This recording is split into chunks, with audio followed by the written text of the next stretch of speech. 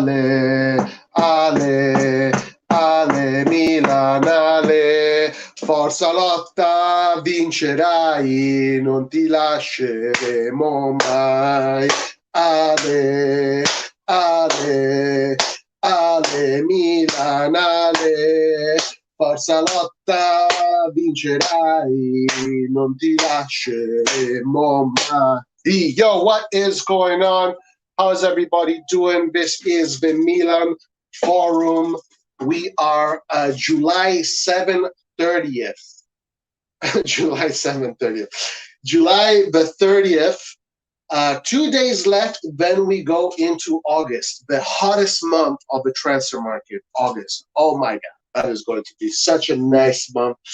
Guys, we are here at the Milan Forum where anybody can join the party. We don't have many subjects to talk about, unfortunately. We do not have many subjects to talk about because today there is really not much to talk about AC Milan, but we have prepared some subjects to talk about. Guys, we already have a superstar backstage waiting to be introduced into the forum.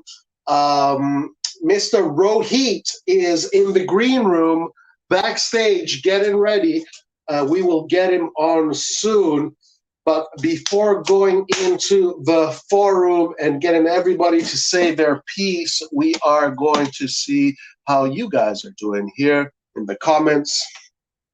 Let's see who is here. We have Lucas. Where is Roy, Lucas? Roy is here. Lucas, Roy has arrived. Nice tomorrow. Yes, we're definitely going to talk about the game, tomorrow's game. Ari is overdue, guys. Ari is in 1 month. In 1 month, Ari is back in full throttle. He has left the responsibility of this summer period onto moi and Lart. DOA says, ciao, guys. How you doing, DOA? How is it, everyone? All right, guys. So listen, let me talk a little bit about what we're going to be doing today. So obviously, first guest that we're going to get on today is Mr. Rohit. What up, Pete? How you doing? Rohit is going to be the first guest. He's waiting there in the backstage. He's going to come on in a minute. But I have 3 topics that we're going to be talking about today from the Milan Forum. And then, guys, we have some Milan trivia coming up.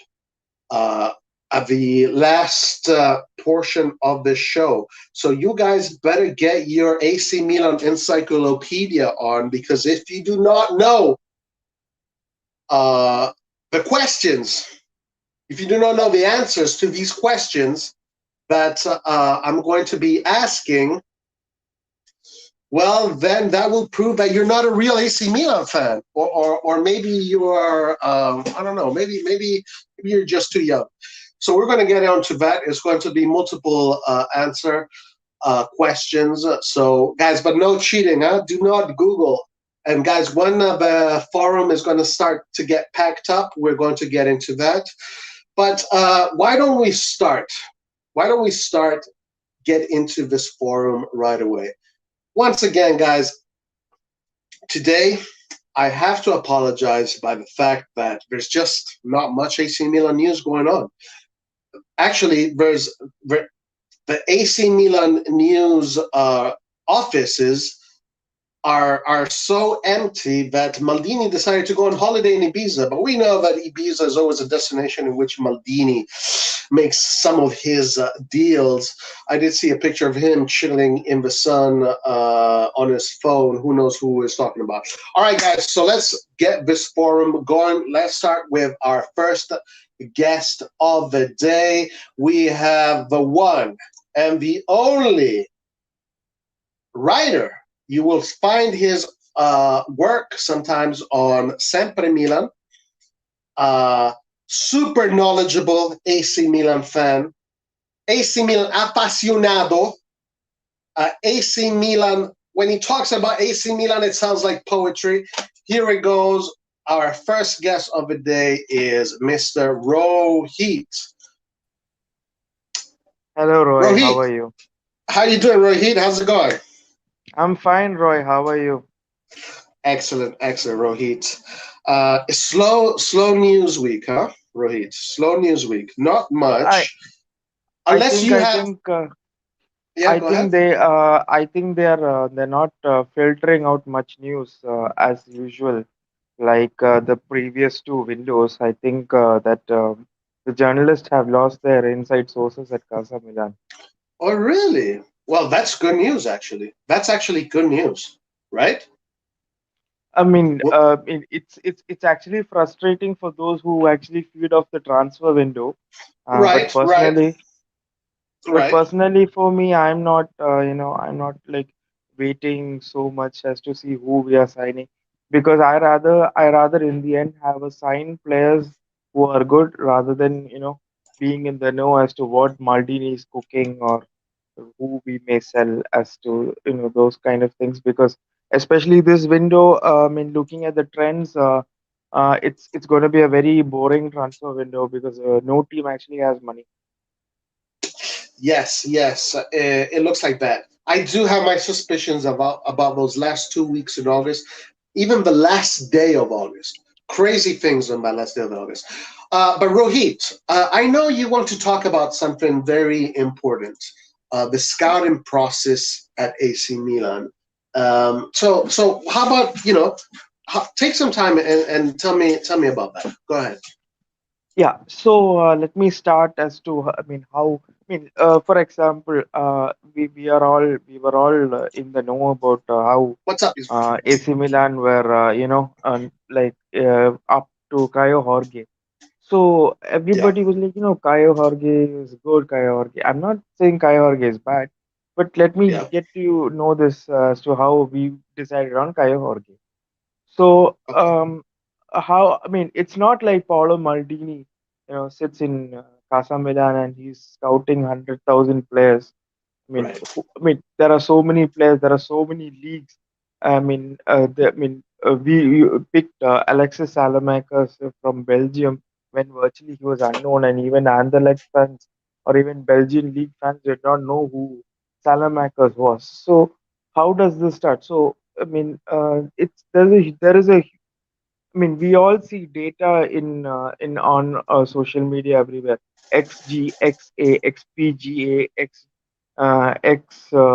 this, X that, key Okay. passes, defensive stats, PPDS, all those kind of things. We see a lot of stats. So we first the first step in our scouting is it does not start with any of the people that we are familiar with. We have scouts, we have data analysts. So Right. there are many platforms like Scout, Opta, and those kind of platforms where they sell their data to these data analysts. These data Hmm. analysts they will download the data, and let's say for example we want a player as a backup to Kessie. So the backup to Kessie will have a certain behavior which they have analyzed through data, maybe the higher PPDA and pressure success percentage. So they, put that filter in from the data, and they'll scout, they'll crunch the numbers, and they'll come up to let's say a 50 numbers, 50 players. They shortlist 50 players from that. These 50 players are then sent to the next level of scouts, who actually watch them. In Y Scout itself, you can get videos and footage. So these footages are watched by the scouts, and then again, then it is again the numbers are brought from 50 brought down to 25, and from 25, these they are again watched live. I mean, scouts go to their matches and watch them live, and Yep. then again they're so from 25 they brought down to 15 and they reported to Moncada. Moncada is our chief scout, chief Moncada. head scout. And Yep. Moncada, I mean, if people don't know who he is, he's the scout who discovered Kylian Mbappe at Monaco. Not bad, huh? So Not bad. he has a huge track record. Hmm. Even he's the one who found Theo Hernandez for AC Milan. I mean, he literally didn't find Theo Hernandez. He had been scouting Theo Hernandez since even before he signed for Real Madrid. He mentioned it during an interview with the Athletic. So Moncada Mm. is like he has 15 names to work with. So Okay. Moncada does his analysis and Mm. he brings it about to 10 or to 5. And these 5 names are then reported to Masara. And Masara again, he does his research and Mm. then, they shortlist about 5 names. These 5 names are then discussed by Maldini and Masara. So then the next process is there is a guy called Amstad. Amstad is the right hand man of Gazidis. I don't know what is the process they use, but they use a process which is extremely data driven, and Amstad kind of like he uses all of these data and then he comes around with like this X player is worth 20 million. You cannot bid more than 20 million for him. That's why maybe you have seen us saying in the media the saying that the asking price is 25 million, we're bidding only 20 million. It's because we have set a price for the player. Even Liverpool does that. They have 4 people who are PhD in science. They have PhD in even space science. They're extremely intelligent people who have no relation to football. Completely use data and numbers, and they decide a lot of things. And Yeah. Liverpool has one of the best records in terms of transfers recently.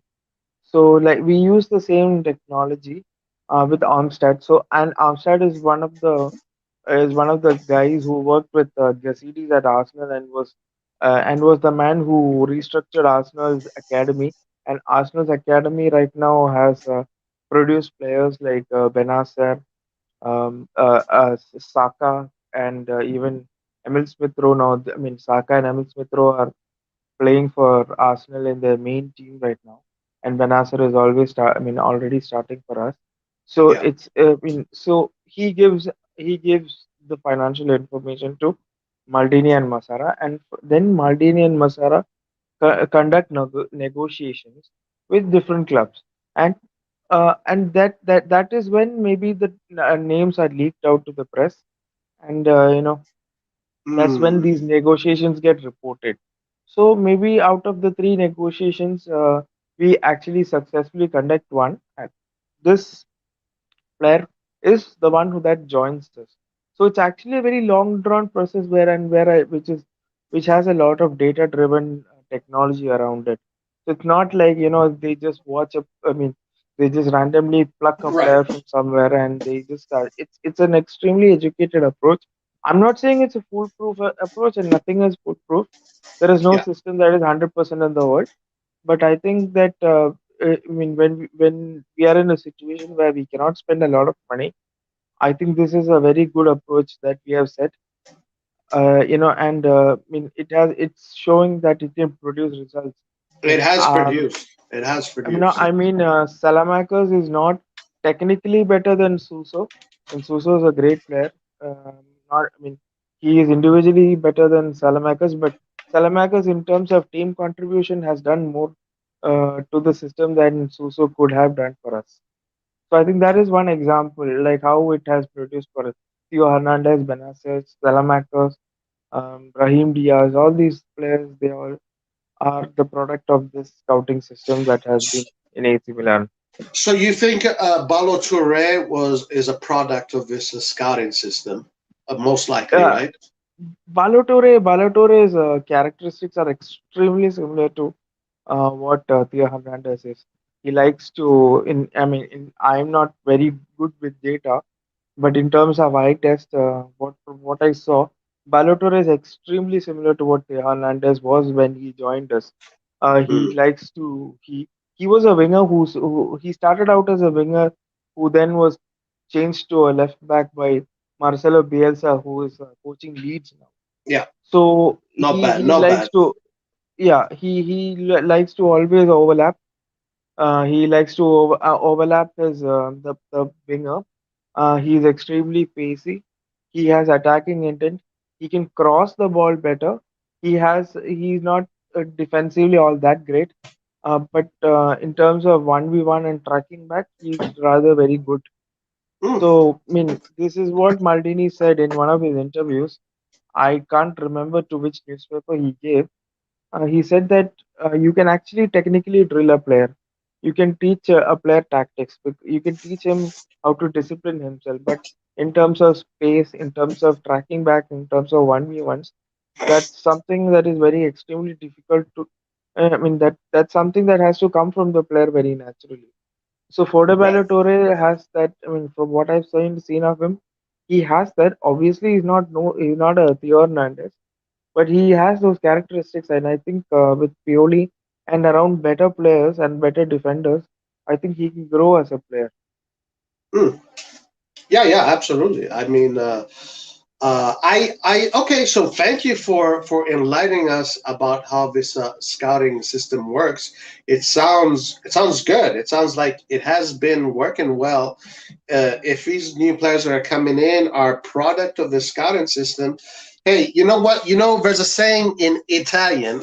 I don't know if I mean, it applies in English too. I don't know if it's in English as well, but they say in Italian, they say matematica non è un'opinione. Mathematics is not an opinion. So if they are using data, numbers, and because that tells you a lot, you know, stats in America, stats are so important, even just to the common person that consumes sports. If So I mean, if since you're from America, yeah, if you're familiar with Moneyball, that's where it all started because data was not all that used before in Europe, Moneyball. Yes, in yeah, Europe and in football, mm, data was not used as much as Moneyball was. Moneyball, that even the movie Moneyball was inspired from that. It was actually popularized by FSG, that is the owner of Liverpool. They used it mm, to win the MLB Major League Baseball tournament with the Red Sox, and then wow, they brought it to Europe, and they appointed four. They have one common sporting director under which four research scientists work under him, and they use data even for predict even Milan do, but they started it. They use, I mean, we had the Milan lab. We used data to predict injuries to our players, and mm, that was stopped. And I mean, the Milan lab was the person who founded Milan lab left in 2010 when we use data just to predict injuries, but then Liverpool took it to a whole new level where they could even, press players. They use data to find how teams play and press players. So data has a lot of uh, actual information inside that, but you absolutely, need educated people to read it. I have seen a right, lot of people say, you know what, this X player has 1,000 key passes. So he's a great player. He has chances created. So I go to that website and I read what is key pass. What is a key pass? A key pass is a pass, any pass that leads to a shot.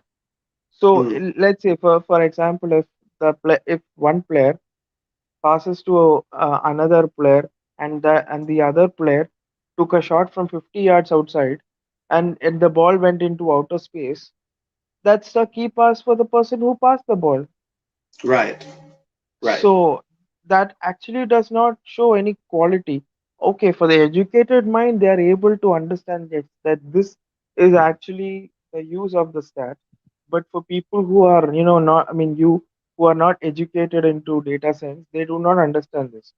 I mean, right, right, even we have a whole analysis team that analyzes matches behind the scenes, and even I mean, Piolis and Gianmarco is on this analysis team. So every week, for example, if we are playing Lazio this week and mm, Juventus next week, these 7 days they use it to analyze the pressing patterns of Juventus. They understand it to they use it to analyze how to find the weakness of UA, how they create their chances.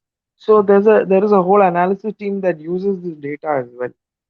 So yeah, I yeah, mean, data has a lot of useful stuff, but it's not. I mean, it's for people who are a bit more educated. and not for someone who wants to drive their agenda. Right, of course, of course. And yeah, listen, at the end of the day, you can literally say that sports is mathematics. So the players that produce the most numbers are the players that make the most sense based on what you're looking for. So this process of looking for players and understanding which players are best for the certain roles you need is an excellent process. But one thing that this process doesn't account for, I think, is adaptability, right? Because let's look at Peter Hagwe. Like, I'm sure they used this process for Hagwe, right? But this process did not count for his ability to adapt to the Serie A, right? So how do you think that can be mitigated? And I can add to your point. I mean, like you spoke about the sort of difference factor. I think also there is something that we all don't understand, because we are seeing the player from a TV screen. There is a psychological. I mean, that person, it's a person. The player is a Right. person. He's a human being. He has his own emotions. He has his thoughts. He has he can break out any time. If you're looking at Jamie Vardy, for example, Jamie Vardy was not even a football player at 22 years old. Did That's anybody crazy. predict that by within 7 8 years he would be one of the best Premier League No. strikers? Nobody could predict that. Not I mean not any data could have predicted that. Right. So unpredictability is the joy of sport. um, they are using many methods and many models, and they're developing a lot of models. So I think that it's not again, it's not a foolproof system. It can help you understand the trend. It can give you around 50% of it can help the coach. For example, Pioli can understand a lot of let's say for example they analyze Juve, and they understand that if they're playing a high line, and this is how they press their players. He can coach his own players. Every he can coach the players, and he can have a system, which is again changing every game. For example, I can say that against Juventus, we had a 4-5-1. We played a 4-5-1 off the ball, because we used Diaz to press Bentancur, because Bentancur was playing as a regista for Juventus. So we pressed him a lot. Against Torino, our system was different, because we were on the front foot, and Torino was Right. always looking to, not have much of the ball. So every game is different.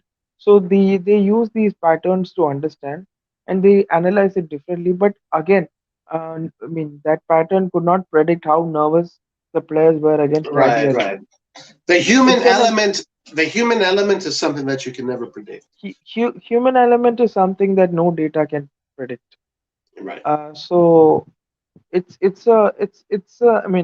useful, but there also needs to be somebody at one end saying, this is the use of it. Let's also give some human element to the place, because they're not robots. Right. Right. They have their own. And also what I said about predicting injuries. What injury can a machine predict in case the opposition player came and tackled one of our players in a very in a dangerous way, and he could get injured. So that's also one part where Mm. there are a lot of disadvantages as well. So I think you need a lot of data and a lot of human consideration as well. Right, right. I like this process, and maybe in the future they'll even figure out a way to mitigate the human elements of it. The more time goes by, the more part of the human element is figuring out things, problem solving. Who knows? Maybe they'll even figure that out eventually. And you know what? This data consideration of players, it also tells me why a lot of journalists hype players a lot but then you will see that teams end up buying players that nobody even heard of. So I wonder if this kind of takes out the journalist aspect of it, right? Because are journalists looking at this aspect of football, or are journalists looking at the marketability of a player? Because journalists at the end of the day need to make money, and depending on who you put in the front pages of your newspaper, you're going to make more money, etc. From what I have spoken to, I mean, although my friend is an Indian, I am sure that even this applies to the Italian media as well. So my Yeah. friend who is an Indian, he's working as a reporter. He had target. He had to write X number of articles in a month. So Mm, obviously, even I mean, they have to fill their newspapers. yeah, yeah, Tomorrow, Corriere dello Sport cannot sell if they do not have sensational news, such as Kessie wants 500 million to renew his contract, and yeah. Ivan Zassaroni, the CEO of Corriere dello Sport, already hates us. I mean, has had some difficulties with Milan in the past. So they need to sell their newspapers. They need to hide their bias. So they have to fill their newspapers with something. So I So mean, is the Vicha Bereschilia story like an exaggerated, sensationalized example of this? For example, that journalist who wrote that needed something big because maybe he wasn't meeting a certain quota. So he says, "Look, I'm just going to make this up. I'm just going to say that this deal is coming together, and for that one day." I'm going to get a lot of traffic on my website, get a lot of ad revenue, and then, the next day when everybody says it's fake, nothing changes. Nothing changed. No consequences. Which, I mean, I don't wonder. Who cares whether or not there are consequences? But do you think this is something that happens? You think? it's definitely what happens. Everybody knows that we have been interested in Vichak Australia for some time, and so he just maybe one of his sources in Ruben Kazan, the Russian media's sources in Ruben Kazan just said, you know what, AC Milan approached us, they asked us about information. So he just went one step ahead and said, you know what, AC Milan is going to sign Vichak Australia. They just asked information. They're going to sign him. They're going to do the bank transfer tomorrow. It's possible. They need it. I mean, it's what sells in the newspaper media these days.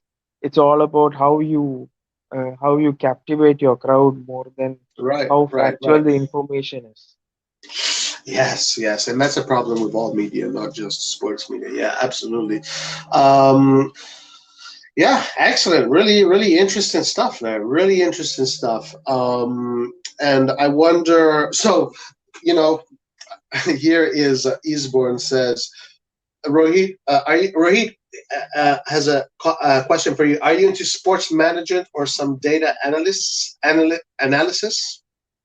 I'm a management graduate, and I'm not much into data analysis. I had some in my college days. I have fascination as to understand how people are improving, especially since rank when Milan were linked to Rangnick. So I was fascinated by how these people are into all of this. I personally am not a huge fan of stats. I don't understand stats. I mean, for example, somebody was telling me that Manchester United crushed AC Milan in that 1-1 draw. So I was like, how is that? He was like, Manchester United has better XG than us. Like, Has that's better what? crap, Has better man. what? That's Sorry, has better what? better XG, better XG. They have better XG than us. Our XG What's was X? some 0.32, and What's XG? XG is expected goals. So Oh, like expected it's like goals. like if you shoot, okay, if you're shooting, and what's your chance of scoring that goal? So they align us, they allot a score depending on the kind of the shot that you score, and the expectation that it is. So if you have expected xg, that's an expected goal, then you have xa, that is an expected assist. So yeah, I mean, that that game XG of Manchester United was higher than AC Milan. So Mm. that's crap for me. Manchester United only created one or two chances and they scored that one chance. So the XG was Ri- definitely higher. And Right. So this we was created prior to the game. You're saying prior to the game. This is no based after the on game. oh After the after game. the game. Oh Yeah, I wow. mean the XG always comes after the game. So Manchester Oh United had two or three. I think Harry Maguire missed an open goal. Then Ahmad Diallo scored that one difficult chance. So I think they created only two or three chances, which they which they scored, and we created a lot of chances, which easy chances which we missed. mhm. So I mean that has different implications. I'm not really much into stats, so I mean you cannot use stats to judge a game. You cannot use completely to judge a game or a player. You can understand a player's nature using a stat if you're a bit more into analysis. And I mean there are different books, there are different videos on YouTube if you are actually interested into it, which I would say if you're interested, you should always follow. And then, you can gain knowledge and then you can judge players better if you're interested. Right, right. No, I agree with you. Stats tell you only a certain part of the story. But again, the human element is such an important part of the story too, because But one some thing, when as a from a footballing perspective, one thing that stat does not say yeah, is off the ball movement. Like right. if uh, I've seen And many times. mhm, One example was the Udinese goal. Okay, so Kessie scored a goal against Udinese in a 2-1 win around a long time back. So there was a movement that Salamakis created. He drew the defender far away from Ibrahimovic, or someone I don't. Yeah, it was Ibrahimovic, and the ball was launched to Ibrahimovic, and Ibrahimovic headed it down or chested it down for Kessie to score. So if Salamakis would not have drawn out that defender, would have probably gone into Ibrahimovic and not. I mean, it would have right. prevented him to, make that chest or the header for the headed assist for Kessie. So Correct. that particular act that Salamakers did not come into any stat. No, exactly. And that's what I was saying is that what these stats don't account for is determination. Things like determination. Your personality in a certain moment of the game. The decisions you make with the amount of determination you put into it in certain moments of the game, the character, right? Because I mean, if we go just by stats, then let's say in the Euros, Spain should have won the Euros easily, right? But at the end of the day, what really counts, aside from the stats do give you a good indication of what teams look like. But at the end of the day, the stat that counts the most is a stat that you cannot write down on paper, which is how much determination, how much heart, how much personality did you have in that certain moment. Was your fighting spirit uh, tougher, harder than your opponent? Was that split second decision you made better than the one you made before? What made you do that split second decision? Was it that moment where you're just telling yourself, okay, this is it. This is it. It's now or never. So yeah, those are things that the human element is such a beautiful thing that stats can't really put down. But maybe they will in the future. Who knows? But I'm really for this whole stat thing and looking at the numbers because as we were saying earlier, in America, it's all numbers. You know, like players here are determined by their numbers, right? Field goal average, blah blah blah, 3 point average, all these averages, right? In Italy, that was never the case. I can only speak for Italy because that's what I'm most familiar to. You will never hear the stats of a player. Rather, in Italy, it's almost like the human element is mostly what is considered. That the moment you could have a shitty game, But if you do something special, then that makes you a special player, right? You can have a great game, beautiful stats, but if you lose the game, the player that makes the headlines is that player that just had that one stat in that one game that caused the result. So it's a very result based way of thinking, let's say in Italy. But I want Italy to move on from that and go into the stat thing because I think we can get more out of the players. So it's nice, very good. I like it a lot, Rohit. Very cool. Let's read some of these comments here. We have a lot of comments here regarding stats and regarding how certain players. There was a funny comment I read here from Eastbourne. Let's see. I want to get to that comment. Rahi, what do you think about this? The scout who discovered Krunic and Samu should be arrested. That was Leonardo. Leonardo did both of those transfers. Leonardo, man. Hey guys, what's up? Christopher is here. Rohit, yeah, I asked this one. There was probably a gain of, okay, that was in reference to, let's see what Rajaf says. It doesn't work as a factor of 1 always. It depends on the probability of a goal that will score. The probability set to one, a wonder goal, for instance, will count for a very low XG. Okay, so he's talking about XGs here. Yeah, this is a very interesting subject, and I think it's good that they're using these parameters to find players, and I think that it is working. At least for AC Milan, it is working. Who would have ever thought that Salamakers would have such a great impact at AC Milan? But you are still not very convinced about Salamakers, right?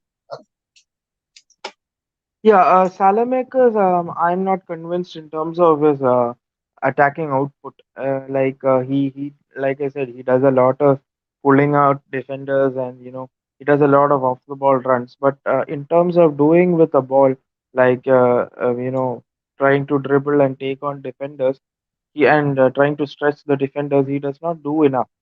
I think that is what we need as a team that wants to go into the Champions League, because you need attacking output, because we are extremely lopsided. We are extremely left bound for, I mean, left. What do you say?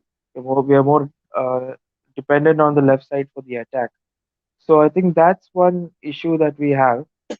So we need to add to the right side, and I don't know who a player who can actually add both work rate as well as attacking output. One player that comes to my mind is Jonathan Ikone, who is very used to playing a system that is very similar to ours. I think that needs a lot of work rate, but his attacking output isn't as that great as what we want. So I think that Salamakers can actually work out as a wing back, but as a winger, I want to reconsider that. You know what? He's perfect as a wingback. As a wingback, he's literally perfect. He is just so perfect for that role because you don't have a responsibility of scoring goals. You don't have a responsibility of I, assists. I wanted to. I just sorry for No, interrupting. no, I go, just go, wanted go to. ahead, go ahead. Yeah. Yeah, I just wanted to tell Lucas. I heard that Rade Krunic was actually something that Leonardo agreed before, and if that is not true, this is a signing that Giampaolo wanted, because Rade Krunic and Giampaolo worked like together in Empoli, and Of since course, it was jump out. so and it's actually sacrilege to not want a player that the manager asks for, because the manager knows his system perfect, and Giampaolo played a 4-3-1 wherever he went. So Krunic Yeah, was a player that was familiar to this system, and he came yeah. cheap. He came for 8 Uh, million. So Mezzala.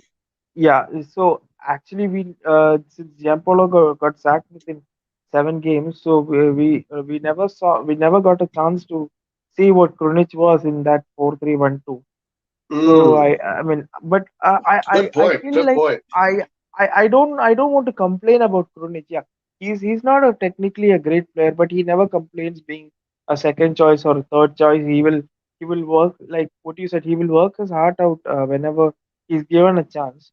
He's Yeah. not technically the best. I don't. hate him for for any of that reason. I just don't like him because he's not the kind of player that we want. We always want to upgrade to a better player, but in terms of his work rate, in terms of his dedicacy to our club, in terms of everything else, he's His 100%. locker room attitude. Everything a wonderful player. I mean, even like it's like Borini. He never complained. Borini was given a lot of slander, but he never complained. He never got. Yes, He was frozen out of the team. He never complained. They know their limits. They know their roles. They do it perfectly. That's the kind of player that you need in the team.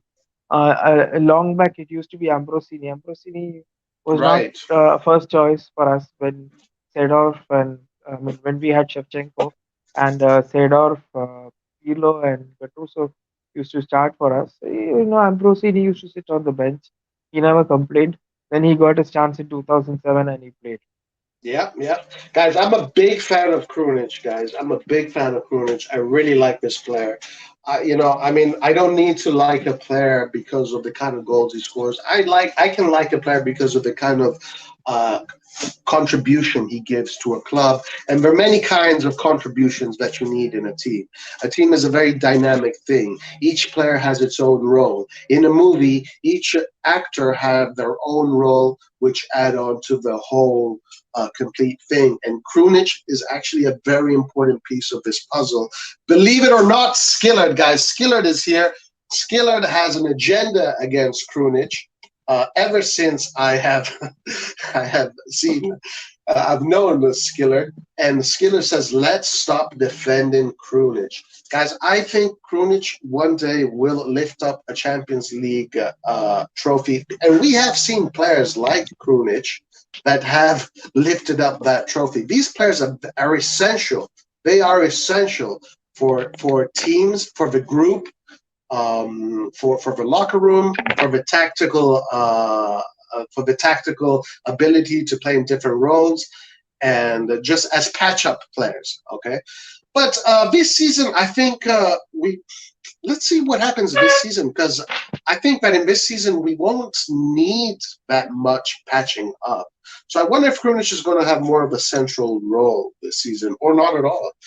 What do you think? Do you think this season, if Milan get the new signings, is Krunic going to have the same kind of role, or is he going to be put even back behind the pecking order?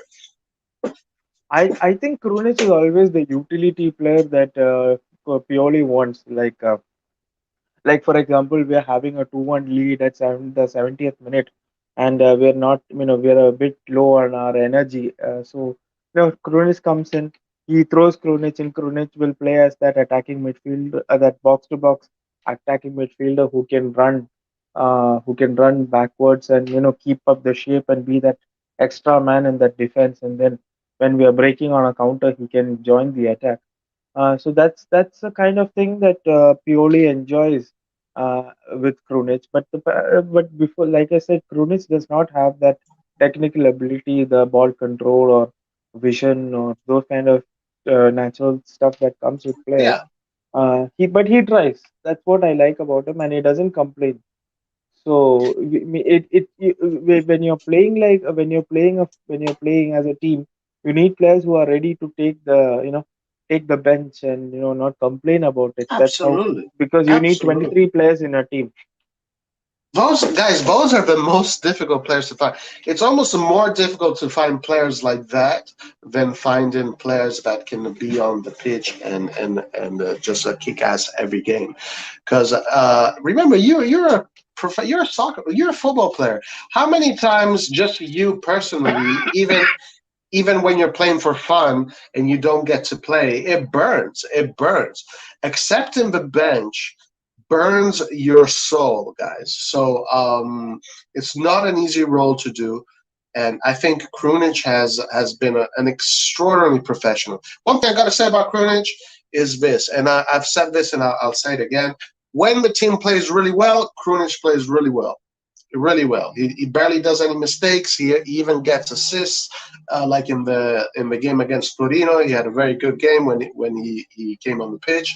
But when the team plays bad, Krunic is the worst player on the pitch. So he's that kind of player. If a team is playing well, Krunic will play really well. Let's see. Pioli and Roy behind Krunic, so it's impossible to leave. How much is Krunic paying you? Rohit, is Krunic paying you? Pardon? Is Krunic paying you, Rohit? He's not paying me. He's not paying me. I mean, we have to understand there is a pandemic situation going on, so it's not going to be easy to sell for anybody. For any player. That's true. I see stuff like why isn't Maldini selling? Why is Casleo still here?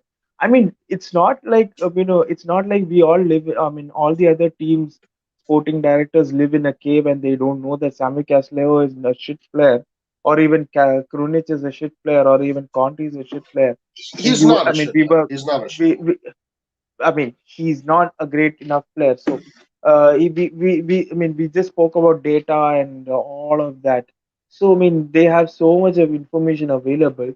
So, it's like they're not good enough. So, why would any team want to buy them by spending 4 to 5 million or even 8 million or the kind of 8 million transfer fee we are asking? Yeah, yeah. Let's see. Rajaf says, not comparing the two players, but Krunic is like Milner for Liverpool, Victor Moses for Chelsea, or Conte, Quadrado, Samoa for Juventus. We're supposed to offer technical flexibility. Pete Shoop says, I agree with that. I think most people are upset that Krunic is often played at the expense of Jans Peter Hagwe, which I think we're not going to see him in next season. How do you have any news on that, Rohit, by any chance? Is there anything that's come out about Hagwe? No, I didn't see anything regarding Hauga. The only news that I keep seeing is that we are working on Vlasic, and then there is like every day there is at least one news from Fabrizio Romano or Dimarzio saying we are trying to loan Dalot. That is one news that Yeah, I keep seeing every single day. Other than that, right. nothing. And the Manchester United fans really don't like us for calling us cheap, because they're spending millions and millions and millions and millions of euros for their players, and we're knocking at their door as begging for Dalot. But it's okay. It doesn't matter. We are happy with the things with the way things are right now, because in a few years, trust me, Milan is going to be also a club that is financially going to be one of the most competitive teams. It's just a matter of time. Things have to happen. It's a progress, step by step. I think Vialli said I heard Vialli in the documentary of the Italy Euro Cup. Just before the tournament started, he had a little speech in front of all the players, and the first sentence of his speech was a sentence that we've heard all throughout our lives, which is, a journey of 1,000 miles starts with one footstep. One footstep at a time, guys. We will get there. Yusuf says, but Rohit, you didn't answer the question. Did he pay you? Yeah, I was paid. I was paid for 100,000 euros for every praise I gave Krunic.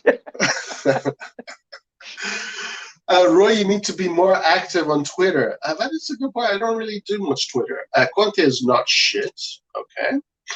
I think I have I mean, that message. I wanted to say this in 2017.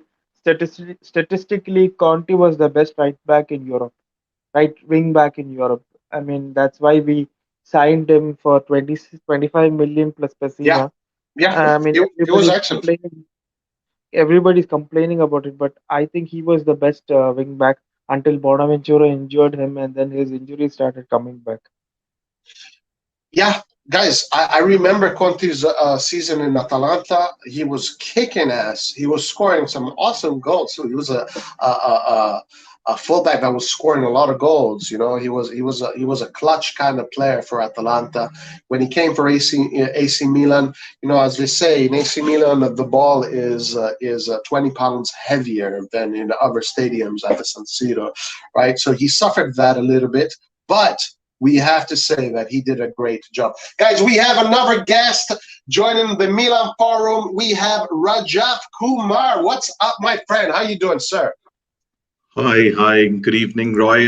It's a bit late at night in India. I don't know what time it is in the States, but thank you for welcoming me in.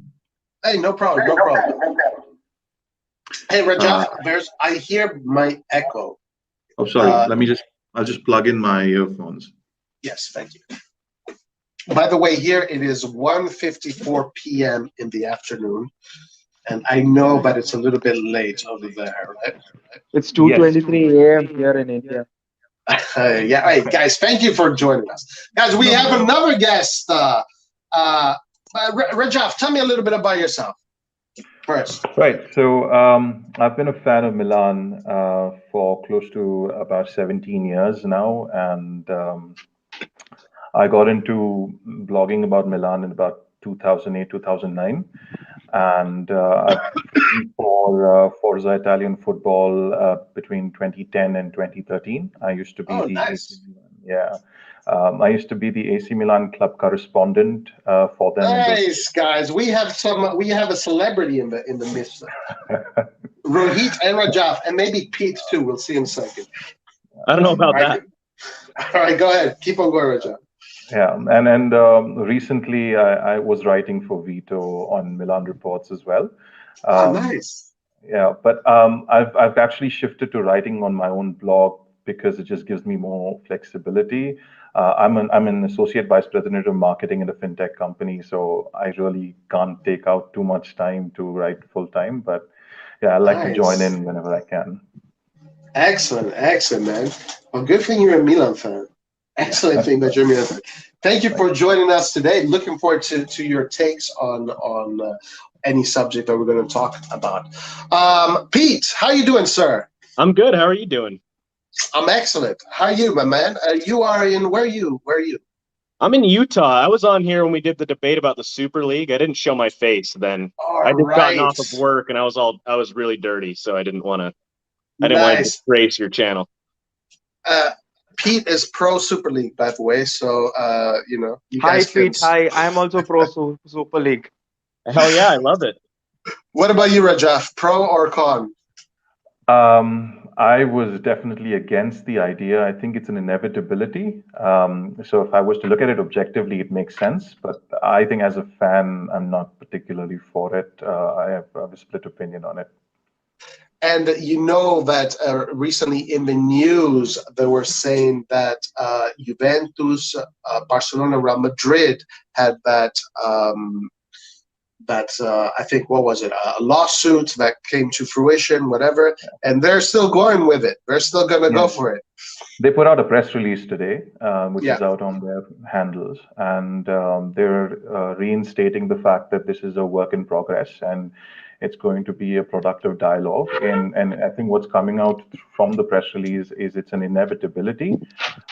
They will fine-tune the format, but I think in the next maybe 5 years or so, it's certainly going to happen. And looking at what's happening in the Premier League, like today, Ben White was signed by Arsenal for 60 million euros. Wow.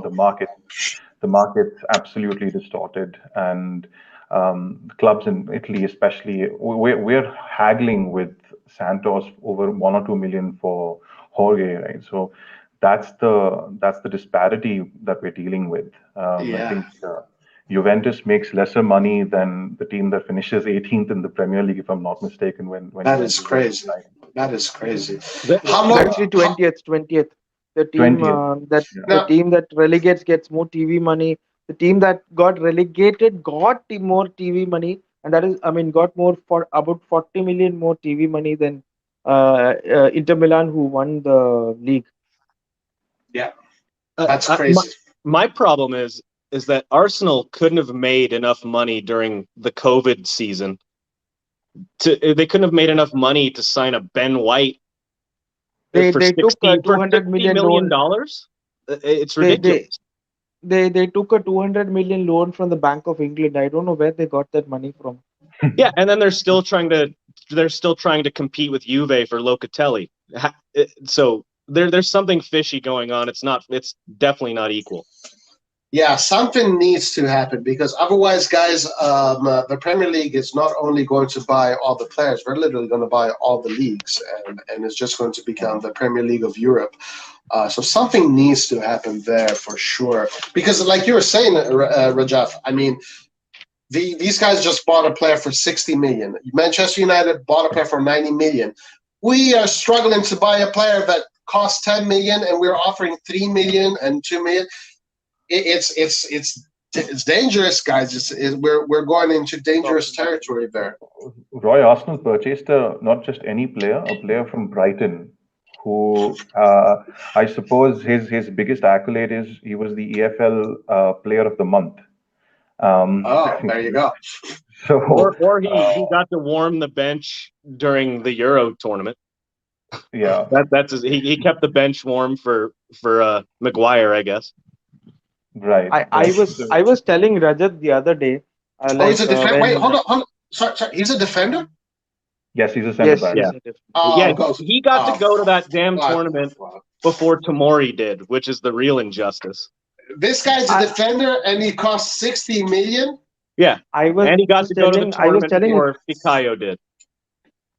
I was telling Rajat the other day, like at least when Maguire and Van Dijk was signed for big money, there was a lot of hype around them. But I never knew who Ben White was. I never even heard of that name until when Arsenal was linked to him. And when I saw that Arsenal was linked to Ben White for 50, I was like, who the hell is this guy? I never even heard of him before. That is crazy. Guys, we do have another guest. We have Youssef. How you doing, sir? Youssef, how's it going? Hi, how's everyone? Good. Excellent. Youssef, tell us a little bit about yourself. Just Rohit, I think Rohit his name is. Rohit. Yes. He ruffled my feathers when he compared Krunic to Ambrosini. Oh no. That's why I decided listen, I'm gonna come in. Like the first time, my very first time in Milan, when I went to the souvenir shop there at the end of their tour of the San Siro, I went up to the guy and I said, okay, I'm going to buy a shirt. And he was like, okay, who do you want? We had Ronaldinho there. We had Pato. We had Kaká. And I was like, I want Ambrosini. And I was like, Ambrosini. It's like, yeah, Ambrosini, the unsung hero. This guy is the pillar of the 2007 Champions League triumph. He was for him to be mentioned in this. Yeah, and for him to be mentioned the same sentence with Krunic is an insult. Oh my God! No, I'm kidding. It's just. I mean, sincere and Ambrosini fan. I just found out this fact the other day. Ambrosini is more successful than Steven Gerrard, but nobody mentions him. Exactly, he's so underrated. So underrated. Yeah, he is an unsung hero. I love Ambrosini. Absolutely. Yes, in that season in 2007, Ancelotti started his usual season with his 4-3-1-2, right? Christmas tree. Or the Christmas tree, right? 4-3-2-1. Yeah. And it wasn't providing enough cover in the midfield, so he sacrificed an attacker for a more defensive midfielder, correct? Wasn't that it? And he turned the formation in a 4-4-1-1. I think that was the 2007 usage of Ambrosini, and it worked. It worked because we won that Champions League very nicely. We always mention Pirlo and Gattuso for obvious reasons, but and Seedorf for that reason, but we never mention Ambrosini, who could do a little bit of what Gattuso and Pirlo did. You know, right. He was a hybrid. You know who reminds me a little bit of Ambrosini today? Even a little bit in look, but in style of play, Pobega. Pobega could be a player similar to Ambrosini if he develops that way. He is that kind of midfielder, versatile, defensive, not super technical. One of Ambrosini's best traits was offensive best traits was his ability to head the ball, get it in the mix in corners, and find himself in situations where he could score. You know, when there's a big mix-up in the in the box. Pobega has scored many goals like that for Spezia, where he kind of finds himself in the box, a loose ball in the corner, and he finds himself in that spot. I wonder if Pobega can become someone like that. Let's see. Well, guys, listen. Who's he gonna learn from? Like Ambrosini was surrounded by greats.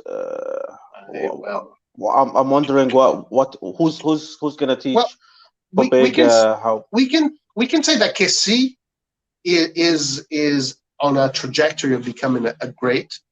But he's working on himself. Like, he's not in that mentor kind of mentality to teach others. Okay, maybe by training at the same time every day, maybe he can learn one thing or two from Kessie or Ben Nasser. At the same time, right? Those players they're developing themselves already and focusing on themselves. They need to reach their own potential. Yes, and an established midfielder is what we lack. Kessie's still young though. Kessie's still young, and he found his full stride this year. So, I mean, there could be time for that. All the other years, since he joined Milan, he's been trying to find himself and find the right tactical match, and he finally did. Yeah, so, and I think. Yeah. Anybody else? Sorry, Roy, you were saying something? No, I was saying, that is the trajectory of all the AC Milan players right now. It's their responsibility to find their own path. The teacher there is Maldini, Bonera, the seriousness of the club, the ambitions of the club, the philosophy of the club. You have Ibrahimovic. I mean, it's a big difference from back when we had those super rosters. But I have a feeling that the spirit of this particular club, this particular staff, is the right spirit that creates the right atmosphere and right platform for these players to become the next Pirlo, become the next Gattuso, become the next Ambrosini, and so forth. So. And maybe, guys, this is just our first year. We actually even haven't played the Champions League yet. So let's see what the future brings. Maybe some of these players that will teach these players more will come. Anybody, any of you guys, any thoughts on this?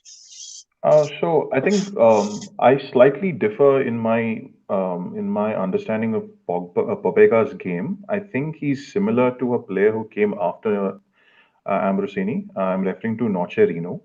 I think he plays a lot more like Nocerino, the 8 who runs into the box, times his runs into the box to seize on loose balls or to get at the end of a cross at the far post.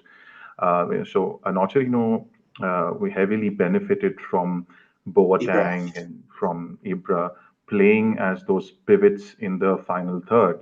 And Pobega has a lot of that going for him. I think his game still needs to be refined. His style is still not set in stone, so he can be molded, is what I think. But that being said, I do feel like Pobega is on his way to Spezia. The directors were at San Siro recently to discuss. You do think he's going to, guys? Before continuing with Najaf, I want to say, what's up, Laert? How you doing, sir? Guys, Laert has joined us. Guys, one thing about the Milan Forum. Hi, everyone. One thing about the Milan Forum that always kind of like upset me a little bit is that Laert, on Fridays, you usually work, right, Laert? Yeah, I work or I have stuff to do. It's always Friday is a shit day. But today you're with us, so that's amazing. Awesome. Najaf, so do you think Pobega is on his way to Spezia? Yes, because I don't think he is built for the double pivot that Milan are planning on playing.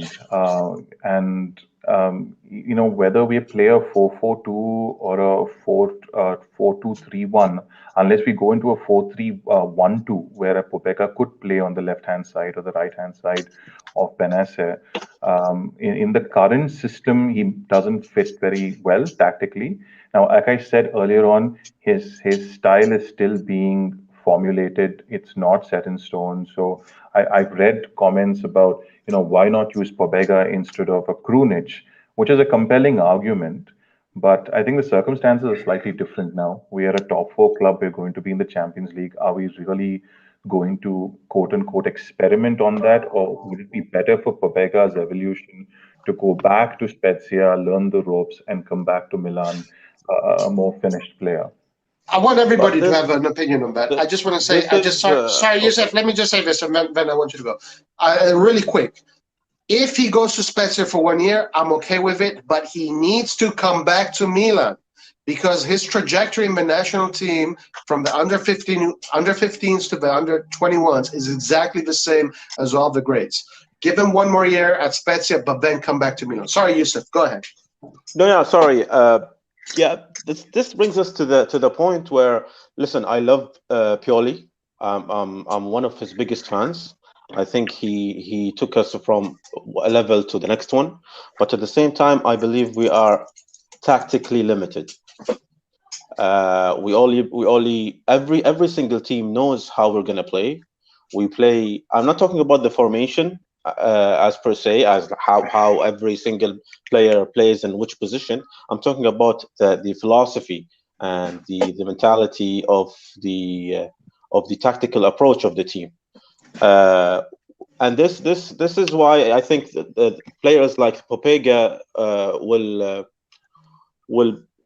this will affect them negatively. As was mentioned before, Pobega is a guy who could triumph in a three player midfield, but in a double pivot, Pobega with his darting runs forward would expose us at the defense. So I think we need to start talking about looking for different approaches, tactical approaches, different formations, to try and bring in those talents and reach their potential. I agree with a lot of what you said, but I don't know where I maybe I read it on Sempre Milan. Maybe Rohit, you can speak to that. I don't remember where I read it, but there was a lot of news today about Pioli trying new tactical flexibility, like fluid formations going forward, changing it up to keep opponents on their toes. I mean, that could be some of their reasoning for keeping Pobega. That could be a reason to keep him. Another thing is he's really young. He's super physical. In a double pivot where you're sitting back a lot more, obviously he wouldn't sit in the Tonali Benacer role where you're sitting back behind the two defenders and orchestrating. He could play more of a backup Kessie role. He's very tall. I don't know how tall he is, but just watching the friendlies, the dude is enormous. He's very big, yeah. He's young enough where you could mold him into the thing that you want him to become, I think. I agree with that. I don't know. I really like him, and I'd prefer to keep him and develop him rather than bring in someone on the cheap like a Mete again. I don't think we're going to get Boubacar Kamara because he's too expensive, and we've been really stingy with our funds this market. And understandably, it's been a COVID year. I don't blame them. I think they're limited, but I'd keep him. I think he has a really high potential. Yeah. Me too. I honestly would, and I'm happy that if he goes to Spezia, so be it. But I'm not for this Spezia thing. Anybody else? Any comments on Pobega? So I would like to add to Rajat's point that he does not fit the system. I've seen him at Spezia. So at Spezia, Italiano he had different systems. He preferred a 4-3-3 or a 4-4-2. So at the 4-3-3, he played as a number 8, and his intent was more on attacking and making runs into the box and shooting from outside. Those were more of his. He was more like what Paqueta was under Gattuso. So he was not exactly that kind of a player who was defending a lot. He just liked to. He was just there to keep up the structure. And Italiano did not kind of give him too much of defensive duties. So even at Pordenone, the club before Spezia, Pobega acted as an attacking midfielder in a 4-2-3-1, the kind of role that Hakan Çalhanoğlu played for us. So he is not. For me, we already have Tonali at Benacer, and like Paul said, that he does not fit into that role. we can either fit him into an attacking midfielder role, or I think he should go on a loan. And I know that I'm going to get a lot of stick for this. I think he should be sold Oh because my with the lord! buy Oh my god, with that with hurts. with the buyback clause, because I mean, if there are offers for him which are 12 to 15 million, we should sell him and then use that money to get like somebody like a Kamara, who is a more direct replacement for Kessie. And I don't think such an opportunity comes for a player like this, for him, who can play as a centre back and as well as a defensive midfielder, and who somebody who can drive the with the ball forward. Kamara can play as And a center midfield, as a center back too. yeah, he has played as a centre back for Marseille. As we currently sit, where would that, if you did that direct swap, basically, if you sold, say you sold Pobega to Fiorentina or Atalanta and then bought Boubacar Kamara with those funds, where would that sit us with the homegrown players rule right now as it sits? Say we make no more moves. I have an opinion about. I mean, everyone knows what I think about Pobega, so I'm just gonna skip that. I really like the player, and I think he should stay. He should stay. I don't understand why people rate so much Tonali and they don't rate at all Pobega. At the end, Pobega is coming from Spezia. Tonali is coming from Brescia. They both are the same age. He had a great season with Spezia. Tonali had a great season with Brescia. They came that they are not an holding midfielder, both of them. But the AC Milan universe loves Tonali because his haircut looks like Pirlo and the way he runs. Pobega doesn't look like anyone we had in the past, so we can sell him and we can get rid of him and buy another guy that still looks like Kessie, but we don't know if he's good like Kessie. So why we don't keep Pobega? I mean, at the end, Pioli, Maldini, other people are going to decide, and my opinion is the same as of the other people. I don't know the player as much as other people know, but why people rate so much Tonali and not Pobega? I don't understand that. And we have it at home. We have it at home. The player. We don't need to buy him. For one reason why I kind of rate Tonali is his speed. I've not seen such speed in a midfielder like what he has showed. He I think he recorded the fastest. He was the fastest player in Serie A last season. He ran at around 36 kilometers per hour, which is something that only wingers like Mohamed Salah or Mbappe can run. So I think that when you're playing a high press, and if, for example, if you're playing against a team that are technically good and can counter attack us, so I think that speed can come off to use. And if we can actually get him to play in a double pivot, even he started out as a regista at Brescia, so getting used to a system like ours, I think he can actually become more useful. But but his intention, that is, I mean, his natural role is more suited to our system, while Pobega for me still is a more of a number 10. I think if we should, if we actually needed to keep him, we should not have signed Diaz. No, I think quality players, you can always use them in any situation. Going back to the pace, no, you're saying that Tonali is faster than Barella and another midfielder that I consider way better than Tonali. I think the pace in the midfield doesn't have any real value if you're not tactically understand what's going on in the midfield and you don't have the control of the game. Of course, if you are in a certain situation, it's better to have that pace than not have it. But AC Milan, I think, is going for a type of game that we have the control of the game. So even if we are in a difficult situation, let's say in a counter-attack situation, players like Tomori or maybe Kessie or even Calabria can stop that situation, but not the midfield. I feel like Pobega is a good player. We should keep him. I think he has a great potential. And I like midfielders. They are tall. They have a physicality. And he's so good. Technically, I think he's really good. And he has a great shot from the distance.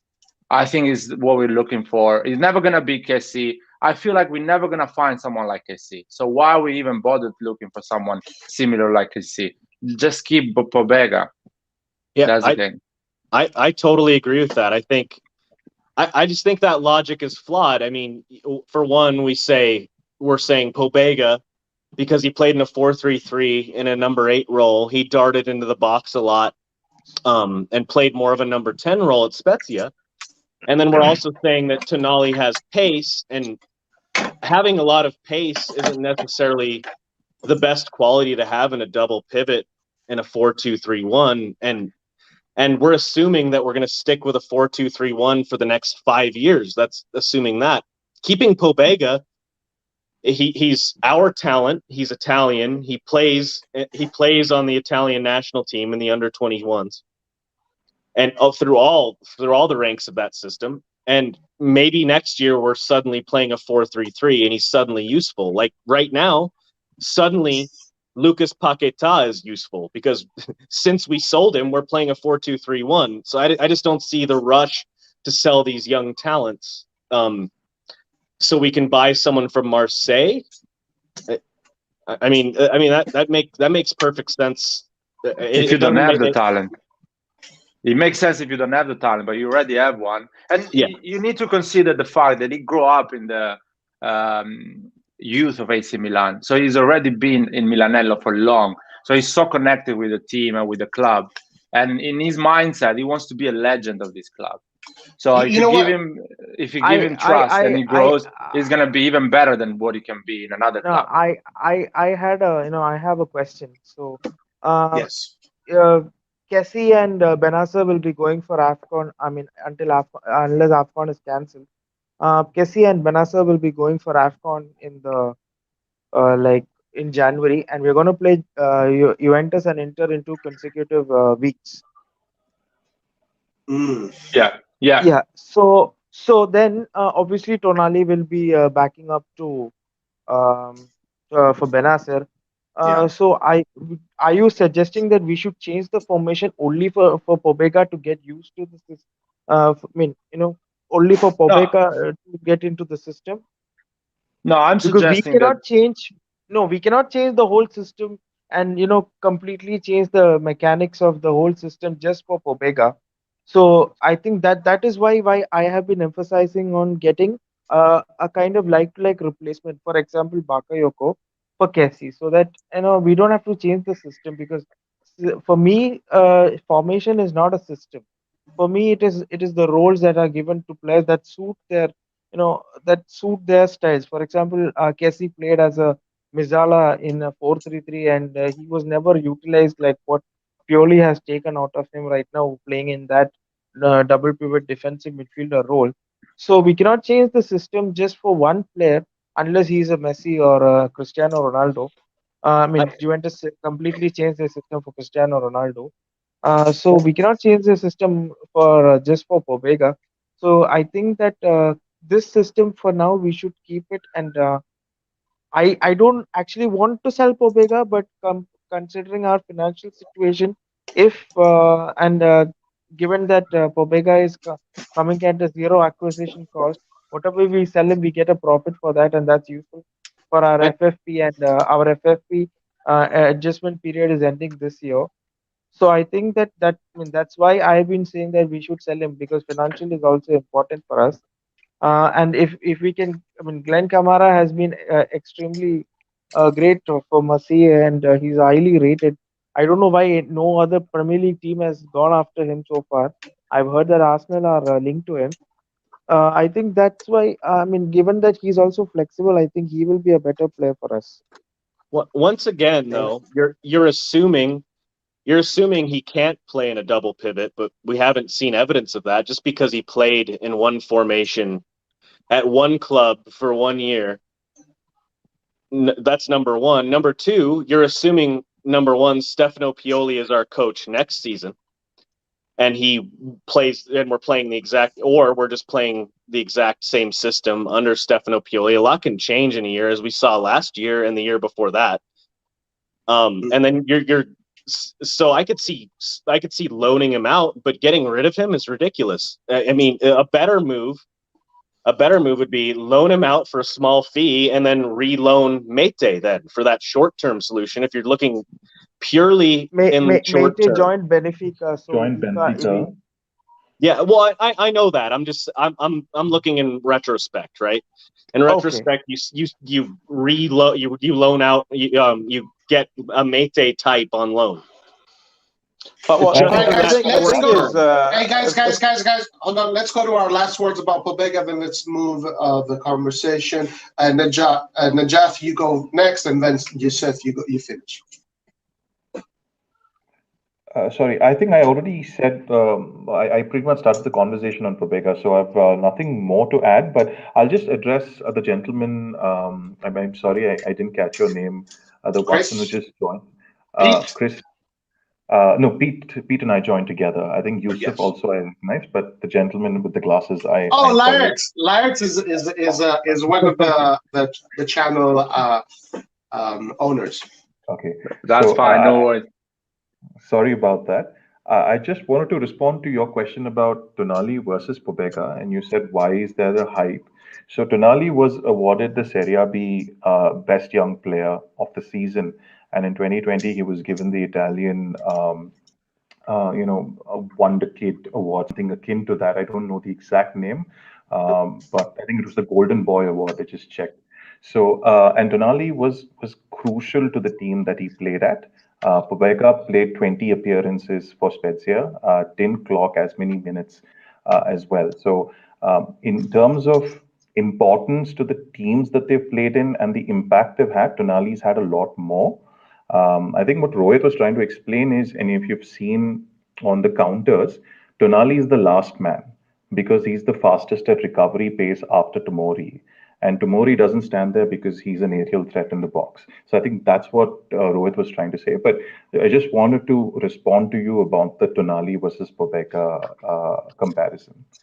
Okay. All right. Yusuf, you have last statement on Pobega, then let's move on, guys.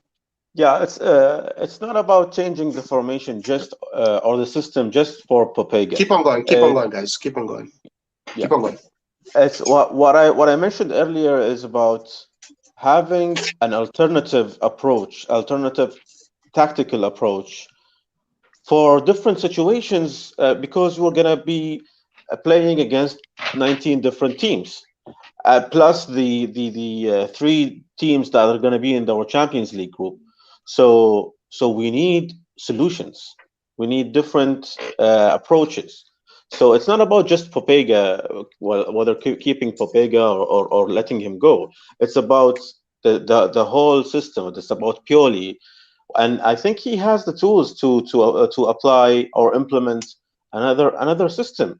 I would dare to say even a Conte-like system of 3-5-2 with like Liao being off a target man being Abramovich or Giroud, and then we have great flying wing backs in Theo Hernandez and Calabria. We have great 3 center defenders in Romagnoli, Tomori, and Kier. And then we have 3 midfielders in Kessie, Ben Nasser, and whoever else. Either we buy someone or we play Pobega. That's what I'm talking when I said changing the system. It's not about only Pobega. But again, loaning Pobega, I would see it as a sensible move, but selling him, definitely against it. All right. So, guys, let's move on from Pobega. Everybody has their opinions about Pobega. Just to remind everybody on the channel, we did have a poll regarding Pobega, and this was a few days ago. I don't have an updated poll, but this was the question we asked. And it was, would you want AC Milan? No, sorry, this is the wrong one. This one here. Should Milan keep or sell Pobega? As you can see, most Milan fans were given these 4 options. But in the RossonARI TV, well, most the people that voted, Pobega is not good enough for Milan. Sell him 1%. We know who that 1% is. That we have a suspicion, but we know who that is. Pobega will be a future star for Milan in Italy, keeping 82%. Unfortunately, he doesn't fit the system. Sell him 6%. If Milan sell him, I'll be very angry. Keep it 11%. All right, so that is Pobega. Guys, I want to talk about tomorrow's game, and I want to know what you guys think about what we might see. So I have a probable formation right here. So this is the probable formation put out by Sempre Milan today. Magnin, Gabbia, Tomori, Romagnoli, Hernandez, Benasser, Tonali, Salamakers, Diaz, Krunic, Leao, 4-2-3-1 system. What are you guys expecting to see tomorrow? Lars, you go first. We'll go in order. Tomorrow, I want to see the first 45 minutes, the guys to be a bit more fresh, quicker, and more pace. I would say a tougher game, a bit more physicality, and some good 1-2 in the close to the box. Something like Theo Hernandez and Diaz did, and I want to see how Romagnoli is doing. I want to see how motivated he is, because I'm still not sure if he's gonna stay or leave. And tomorrow is a good game to understand really his mindset and what is his role next season, and if he wants to renew the contract or not. I want to see Tonali. I want to see, because he's been quite average against really poor teams, and I want to see him play better. But still, it was the beginning of the preseason, so it's not easy. So I want to see him with needs and see if he's going to play better and understand a bit more the system we're playing. Because Tonali, I really believe in the guy. He's extremely talented, but I feel like he probably needs another season to get the most out of him. So he's going to put a lot of effort for sure. He's reliable. He's a really professional and gives everything in the pitch, but still not quite in the system of Pioli. So I hope he's getting closer and closer to that. Yes, and guys, by the way, League On starts literally next week, so there's going to be a huge difference in preparation tomorrow. So expect that. All right, Rohit, what do you think?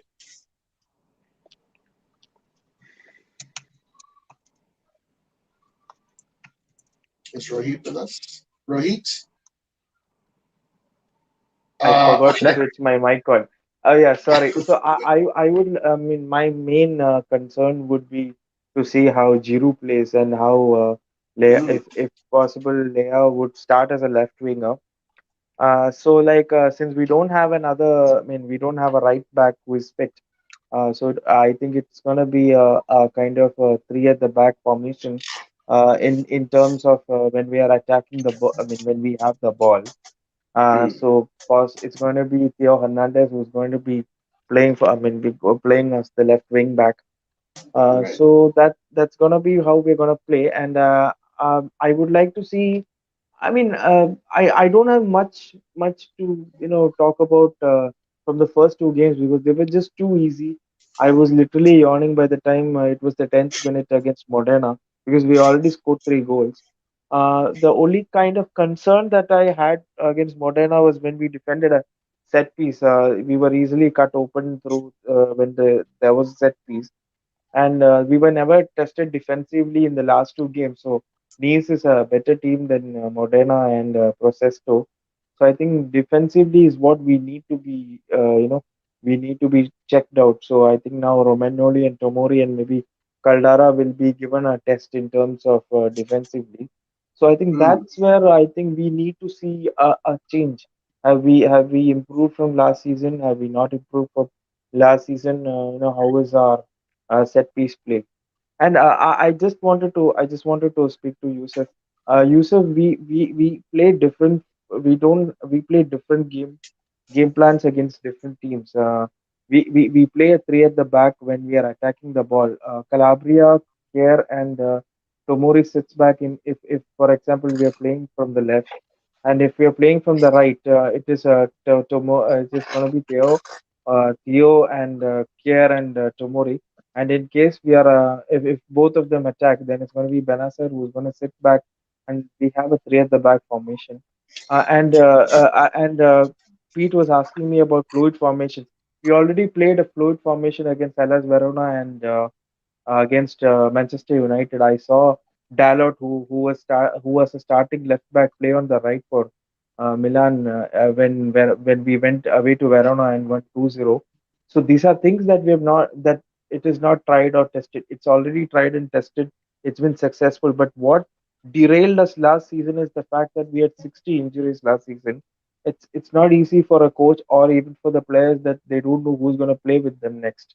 I mean, one day you have Diaz starting as a right winger. Next week you have Samu Casleo. The next week you have Salamakers. So I think it's very unstable to have a team that keeps chopping and changing. So I think that leads to a lot of tactical instability, and I hope that this season there is no much injuries like what happened last season, and then finally we can try and give Pioli a proper chance, who I think has shown enough tactical astuteness to kind of show that he can be a top level coach. Nice. Okay, Youssef, you want to respond to that, or you have opinions about the game? I'll just talk about the game. I don't want to turn into a debate because all teams with four defenders do that. So if the if the right-sided fullback goes forward, the opposite side stays, and vice versa. So we don't Guys, really play. sorry, there's a news. James Rodriguez, just in quotes, I would like to play in a place where they want me. I have already played in all leagues. Just Italy is missing. Serie A would be a good option. There you go, guys. We got breaking news right there. James Rodriguez. All right, Youssef, keep on going. Thank you. That would be fantastic. Although he's injury prone, but that would be lovely. So let's talk about the friendly now. It is a friendly, so let's not read too much into it. It's all about getting minutes under the players' belts. The most important thing is not to have any injuries, because Rohit mentioned a very important point when he said we had 16 injuries. It totally derailed our campaign last season. So let's hope we don't have any injuries.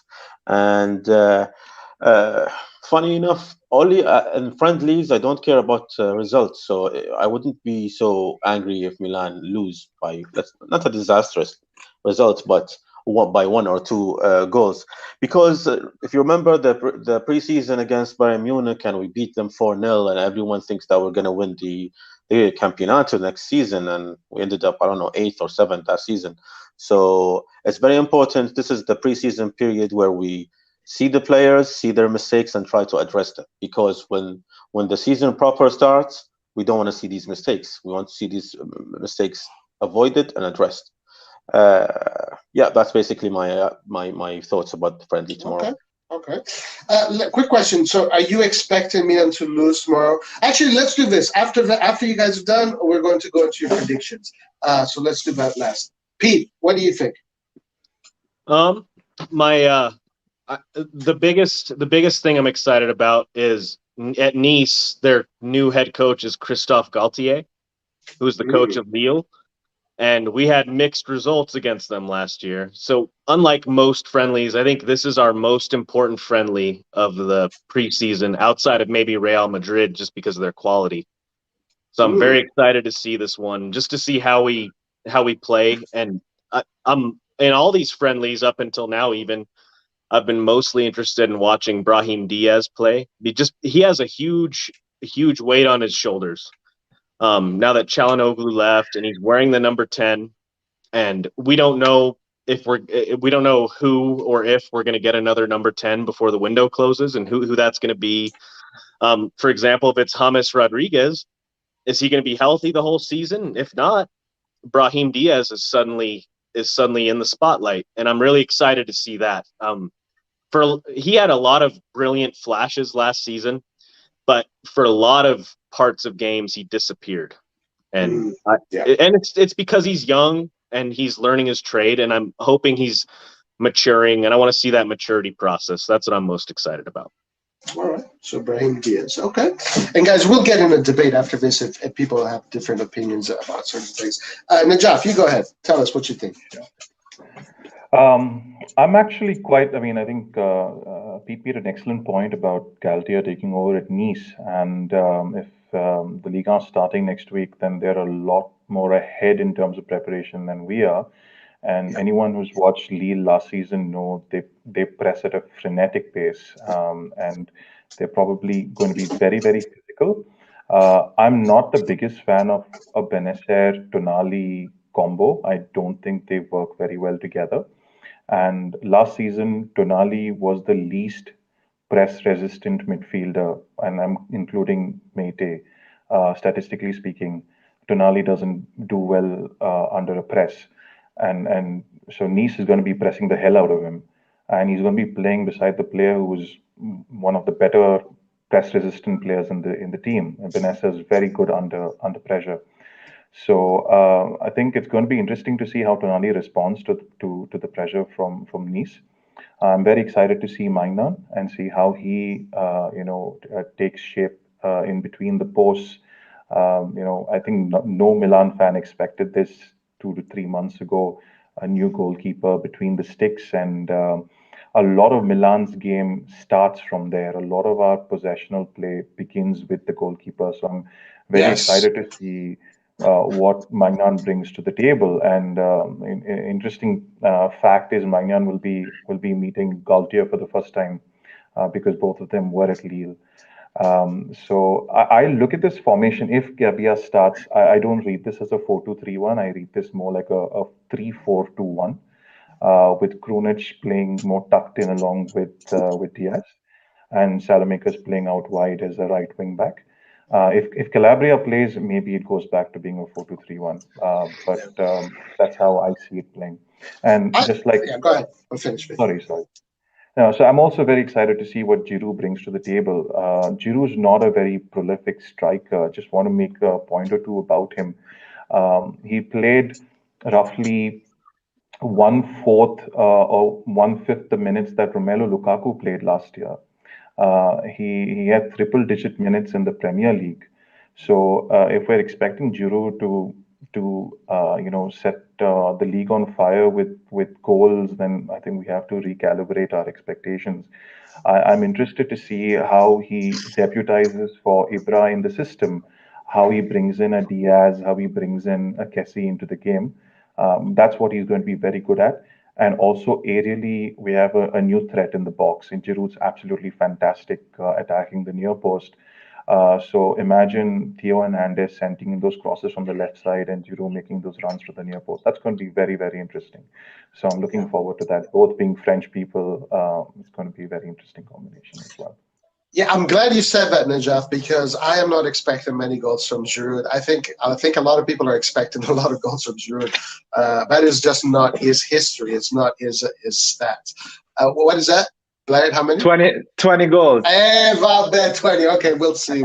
I have a comment about that. Okay, go ahead. That Roy, could be. Go ahead. Yeah, there's some news that I missed earlier.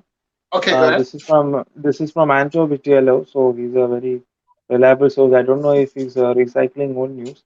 So regarding Hauga, he's saying that Frankfurt have made an offer of 7 to 8 million, but AC Milan asked for at least 12 to 13 million. For Castillejo, there are loan offers, but we want to sell him on a permanent. For Caldara, there is interest from Venezia, but we have not made. I mean, there has not been any moves yet. And for Leao, there is a lot of interest from other clubs, and we are asking for 30 million to sell him. All right, nice. And I want to discuss that just after Pete finishes his point right there. Sorry, Pete. You're fine. I was just going to say that Giroud's numbers could just be a product of how the Premier League is played as well. They prefer a player like Timo Werner to a player like Olivier Giroud, especially on a team like Chelsea or Arsenal, who play at a really high frenetic pace. I think Giroud could do. I don't think he'll get 20 goals because he'll be our backup striker as long as Ibrahimovic stays healthy. But I think he'll make us really proud. I have good feelings about it. All right, so you're very positive about it. Go ahead. I want to say two things. One is about Giroud. We create a lot of chances, especially when we play with Leao, Brahim Diaz, Salemaker, and all these players. Even Kessie, we create a lot of chances. And I think Giroud, I've seen his games when he played for Chelsea and Chelsea created a chance, he finished the chance. So if we create enough chances for him, let's say he's playing 90 minutes a game, and we create 4 or 5 chances for him, he's going to score one. I believe in that. Or corners, free kicks. And Serie A is a slow pace. He knows how to play with the goal in his shoulder, so he knows how to move. So I think he's going to score more in the Serie A than actually in Premier League, when he's all about pace, it's all about counter-attacking, it's all about being faster than your defenders and going for the goal. The Serie A is more tactical, so you're going to go close to the box slower, and you're going to cross, you're going to create a chance for him. So that's why I think he's going to score more. Second thing about the team tomorrow, I feel like I don't know if it's reliable, the source, but I think the formation is going to be more mixed, because it's a real game. It's not like playing against Serie C or a really weak team. So you need to balance team the first and the second half. So I believe some Primavera are going to play on the right back with Tomori and Gabbia maybe, or Gabbia and Romagnoli and Tomori going for the second half. Maybe Hernandez is going to play the second half. I'll see maybe Leao the first and Giroud the second. Maybe midfield, I will probably they're going to start with Tonali and Pobega, and second half Benacer and somebody else. So they're going to mix it up a bit, because if you put the strongest team in the beginning, and you put the Primavera and the second choice, you cannot put Primavera players playing with Giroud the second half. You know what I mean? You need decent players for him to train and to start to get in the tactical situation. So I don't think the full first team is going to play the first half. Maybe we can see Casti first half and how you call it, Selemaker as the second half. Just my opinion, yeah. Okay. Yeah, like this is just a likely. It's not an official. It's just a likely information that came. Maybe I'm completely wrong. Yeah, that's the thing. Yusuf, you had your hand up. You wanted to say something about Giroud? Yeah, regarding Giroud, I'm super excited about this guy. A little bit of statistics. Since Aguero signed for Manchester City, he's been the highest goal scorer, and the second guy to Aguero is Giroud. I know we are getting Giroud 5, 6, 7 years later to that statistic, but this guy, not only his conversion rate is fantastic, as Larid said, his build-up, his involvement, and his build-up play, and the way he connects with other teammates is fantastic. His first touch is good. As mentioned before, he plays well with the goal behind his back. With three players running up front, and him trying to hold up the ball, it's going to be fantastic. Let's just hope for the best. Let's hope he stays healthy, and even if Ibrahimovic doesn't get injured, it's a win-win situation. Well, all the best. If we don't see Giroud, that means Ibrahimovic is playing and fit, and he's just wreaking havoc. So why not? So it's a win-win situation. It's a fantastic piece of business, and I cannot wait to see him play. All right. I'm happy that some of you guys are positive. Guys, I'll be completely honest with you. I think he will have a very underwhelming season, and most of his news is going to be negative rather than positive. That's my feeling. I hope I'm wrong. I hope I am wrong. I would rather be wrong than right on this issue. So one question here I have for you, because earlier Rohit was talking about they want to sell Leao, right? What do you guys think about selling Leao, and which would open the doors for maybe a Vicha Kvaratskhelia? What do you guys think about that? Anyone who wants to answer, just go ahead. I'll go. All right, go ahead. On one hand, I really like that idea, and that's probably just because I'm excited and I've seen the highlights and I've spoken to people about him. There's a really good Georgian journalist on Twitter called Lasha, and he's been reporting on Kvicha, and he's really excited about him. He's also a Milan fan, so I've been following him and that news. So on one hand, like in the FIFA world, I'd love that move. I would really like him on our team. just in reality, I just don't want to give up on Leao yet. I think we need one more year of watching Leao play before we can give up on him. I might give up Hauga for him. I actually probably certainly would. I just don't know if we could raise the funds to get Vicha. Vicha's going to cost at least 20 million euros, and Spurs are looking at him. Reportedly offered him some money today, but it was a really bad source. I would love Vicha on Milan. We're just so stacked at left. My heart wants it. I really want it, but my head is like, well, we're so stacked at left wing. We really need someone solid at right wing in the immediate future for this new season. I'm torn between losing out on a potential world-class player that we could get for cheap now in 2021, who in a year from now, next summer transfer window is going to cost like 70 million euros. Yeah. I'm worried about that, but so adding talent of that caliber for cheap is always a good move. But I'm worried, and we need to reinforce the right wing. Yeah, I just want to say, and then you guys go. Vicha is my dream signing for this transfer. Any guys have any opinions about him? I'll go last. You'll go last? So my opinion is we can't sell Leao for Kvaratskhelia according to my opinion, because Leao at least had 2 seasons to get used to the system, and to the Italian way of defending and the system. So I think selling him for Kvicha, who has not played in a top class league so in his career so far, and he's even at Russian league, he looks very raw. I think that wouldn't be a very nice move. I would personally go for somebody more like Damsgaard if in any case we are selling Leao, or we use this 30 million to get a Vlasic or maybe a Sabitzer and the attacking midfield role, and then get somebody who's not as who's a little bit developing.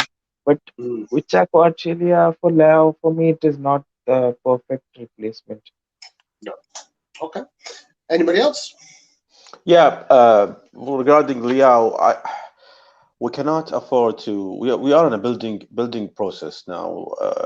We're in the middle of getting back to where we belong, so we cannot afford another Locatelli or Paqueta or Andre Silva case.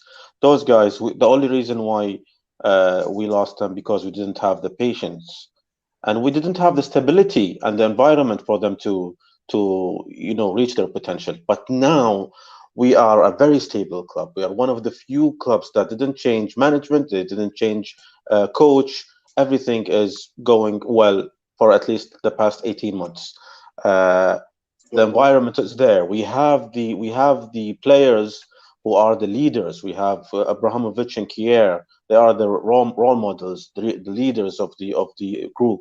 So we should take full advantage of this situation now to grow those players with fantastic potential. I think Leao, it's just a little bit of tweaks here and there, and then we're gonna have a world-class player. Just like what happened with Kessie. Kessie, I think we are on the verge of losing him. Everyone was. If you had a poll 2 years ago, or even one year ago, do you want to keep Kessie or sell him? You would have a 70% people, 70% in favor of selling him. And look at Kessie now, because he found the stability, he found the perfect environment to excel. And this what we should be doing with Leao, even with Salamakers. Salamakers, I believe this is going to be his breakout season. We are the youngest team in the league, right? And being the youngest team means we have to need the patience. Yeah. But Milan it's very difficult to have the patience. But then if you're not patient, we're gonna have another Locatelli. We're gonna have another Paqueta. We're gonna have another Andre Silva, even Aubameyang. So let's give the boy. I'm emphasize on the word the boy because he's a little boy. Let's give him a chance, a year, even 2 years, and then we'll judge. I agree with you there. I agree with that. That Milan has this problem of not having enough patience. The fans have this problem, but Vicha for me is so enticing. And Najaf, what about you? What do you think about Leao and his possibility? Sure. I don't have the highest opinion of which I think he's got a world-class potential, but I think where we are today is very different from where we were 12 months ago. And the kind of players we need to be looking at also needs to be accordingly adjusted. I think Vicha would have been an excellent signing in 2020, August, 2021, August. We are trying to retain our top four spot. We're going into the Champions League. We need players of a certain metal and caliber. So I would ideally like to sign somebody who is more tested, even if he's not as talented. With regards to Leao, Leao was signed in 2019 August or during the summer as a player who would play in the 4-3-1-2 in the supports in the second as a second striker. We have tried to force fit him across the front line on the left wing, on the right wing as a sole striker up top. And he's not he's not a traditional number 9. And we have seen it. He has struggled in that. We have tried him multiple times in that position. He's explosive on the counter and in transition, which is why if you saw the fastest goal in Serie A history was scored when he started off on the left. And that's probably where he plays best as a starting position. Just because he starts on the left does not make him a left winger. He started on the left, he drifts in, but he also moves to the right. He's very mobile across the front line. And that's typically what you see from a second striker. I feel Leao is probably Milan's most cashable asset in the attack. And despite being one of the top 5 spenders in Europe, I probably am opening a Pandora's box here by saying that I think we're probably weaker than we were at the same time last year. There are upgrades required, especially in attack. And if selling Leao helps us finance that, then I'm for it. I know we could potentially be losing a world-class player, but I don't see him being a natural fit for the left wing. Rebic is the starting left winger for Milan. And to have a 30 or a 35 million euro player on the bench, I don't think Milan can afford that right now. Especially someone who's not a natural left winger.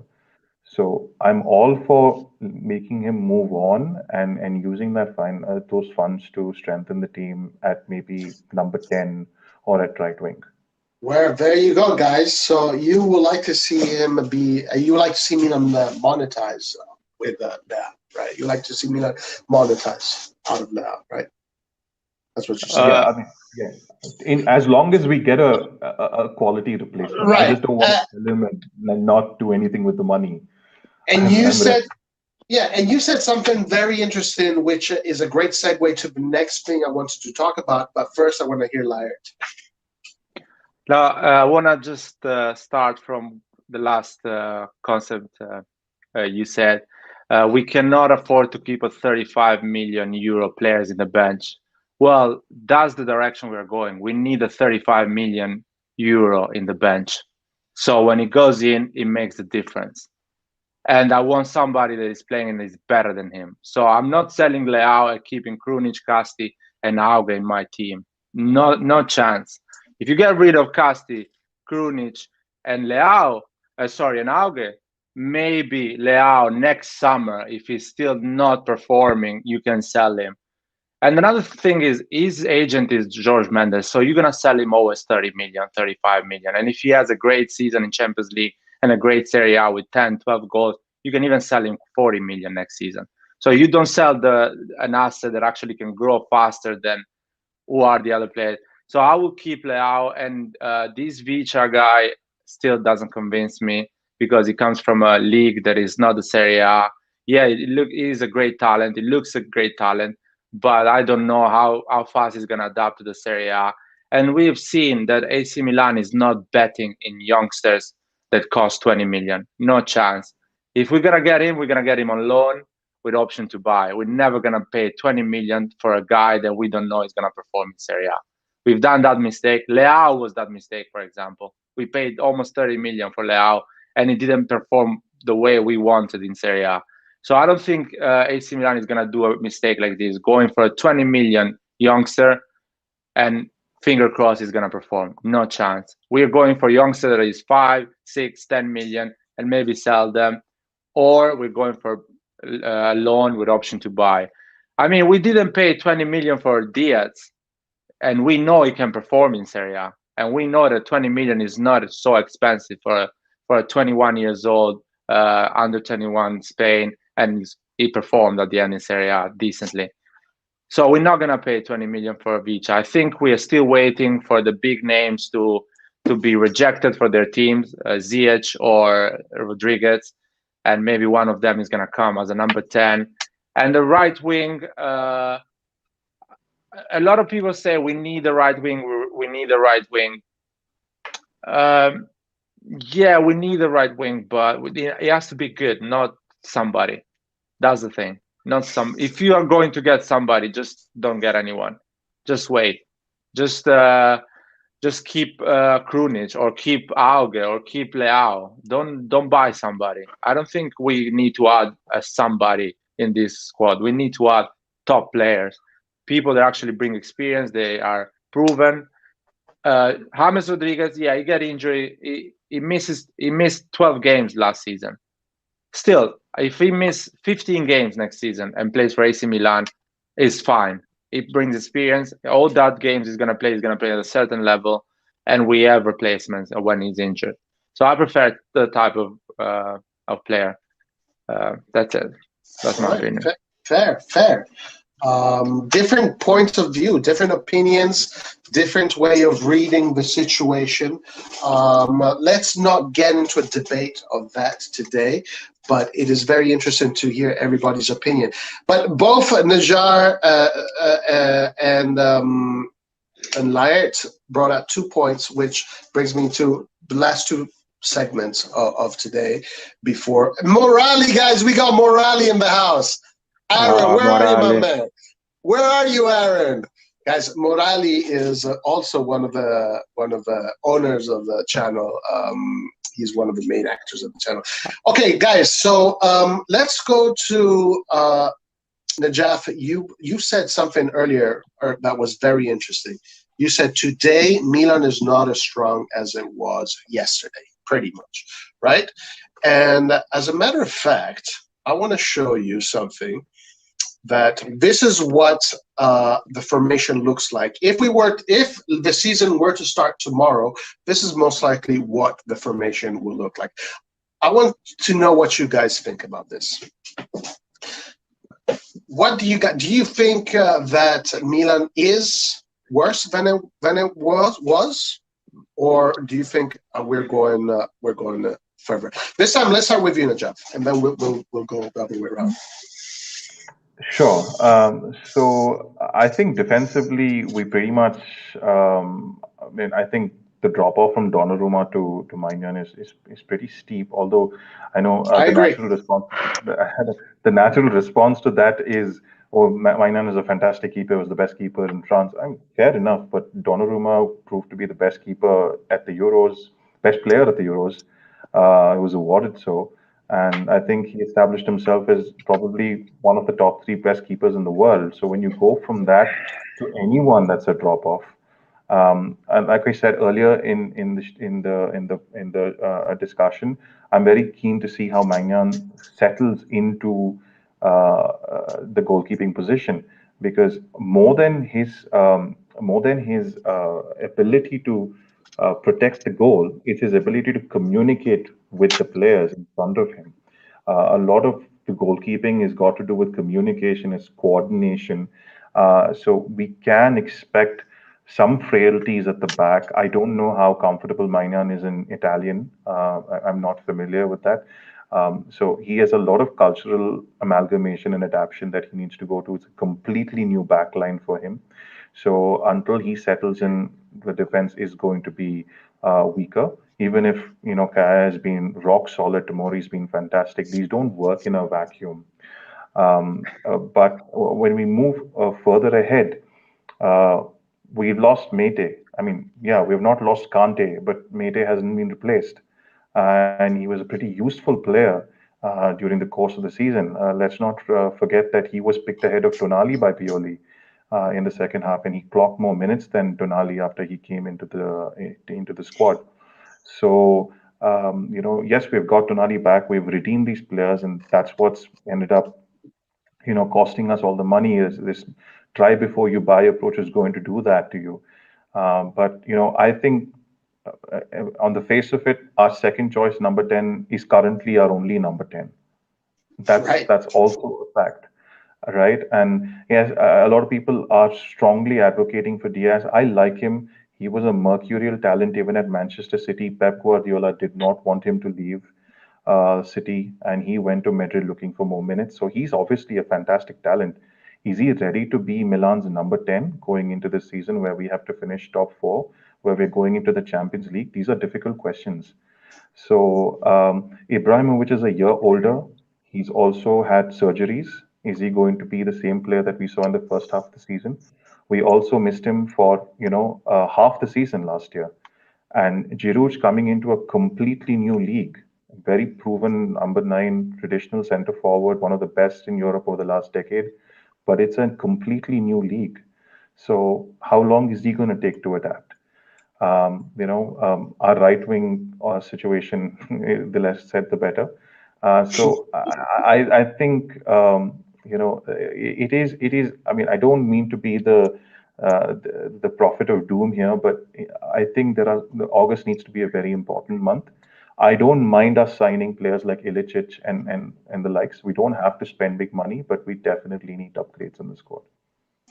I agree 100% with everything you just said. But before you finish, I just want you to comment on one more thing, and then we'll move on to the next person. Seeing that these players are, and maybe something that all of you can also answer when you guys have your say. Seeing that these players are very young, right? Maignan is a youngster, and you're right. I completely agree with you. People that think that the difference between Maignan and Donnarumma is slight, it's not true, guys. It is not true. It's a big difference. But anyway, he has to adapt, okay? But he's a youngster, so he did have a good experience. So now he's 1 year better, right? Calabria, youngster, 1 year better. Tomori, youngster, 1 year better, or half year better. Hernandez, youngster, 1 year better. Benacer, youngster, 1 year better. Kessi, youngster, 1 year better. Salamakers, youngster, 1 year better. Diaz, youngster, 1 year better. Rebic, youngster, 1 year better. Leao, youngster, 1 year better. Ibrahimovic, oh man, 1 year, probably worse. He doesn't have cartilage anymore. Does that give you a little bit of serenity at the job? Yes, I think that's one thing that we do have, which the other teams don't, which is continuity and consistency, right? That already helped us last season when we got back and started the season. We started on a bang because we had that momentum and continuity from the previous season, from the second half of the previous season. That continuity certainly plays a critical role. The core of this side mostly is the same. I won't say the spine, but the core, because obviously we have lost Donnarumma and Akan, so the spine is not the same. But the core largely remains the same even without them. And I think the fact that, I am definitely concerned that Serie A, the top 7 teams in Serie A probably have the best collection of coaches anywhere across Europe right now, in my humble opinion. And it's going to be a very challenging season. Are we going to have a magical first half like we did last year? That doesn't happen every season. What happened in the first half of last season was an anomaly. We'd be extremely dizzily optimistic to expect that to be replicated. So I'm expecting for a more realistic run of results, which is going to make top 4 very challenging. The consistency, I think, is going to be the most important factor to help us retain the top 4 at the moment. Excellent. Very good point. I wanna go straight away because I'm the opposite opinion. I think we are stronger than the previous year. I think first of all, if you let's talk about Maignan. Everyone is comparing Maignan against Donnarumma now, but I don't care about that. Is the goalkeeper of Lazio better than Magnan? Is the goalkeeper of Roma better than Magnan? Is the goalkeeper of Napoli, Atalanta better than Magnan? Is the goalkeeper of Juventus better than Magnan? Or the goalkeeper of Inter better than Magnan? No, they are on the same level. So at the moment, with my competitors, I have a same level goalkeeper. At the beginning of the season, the previous season, we had on the right Calabria and Kalulu. We know Kalulu is a good player. He's a Serie A player, so we are better. Before that previous season, we didn't know that.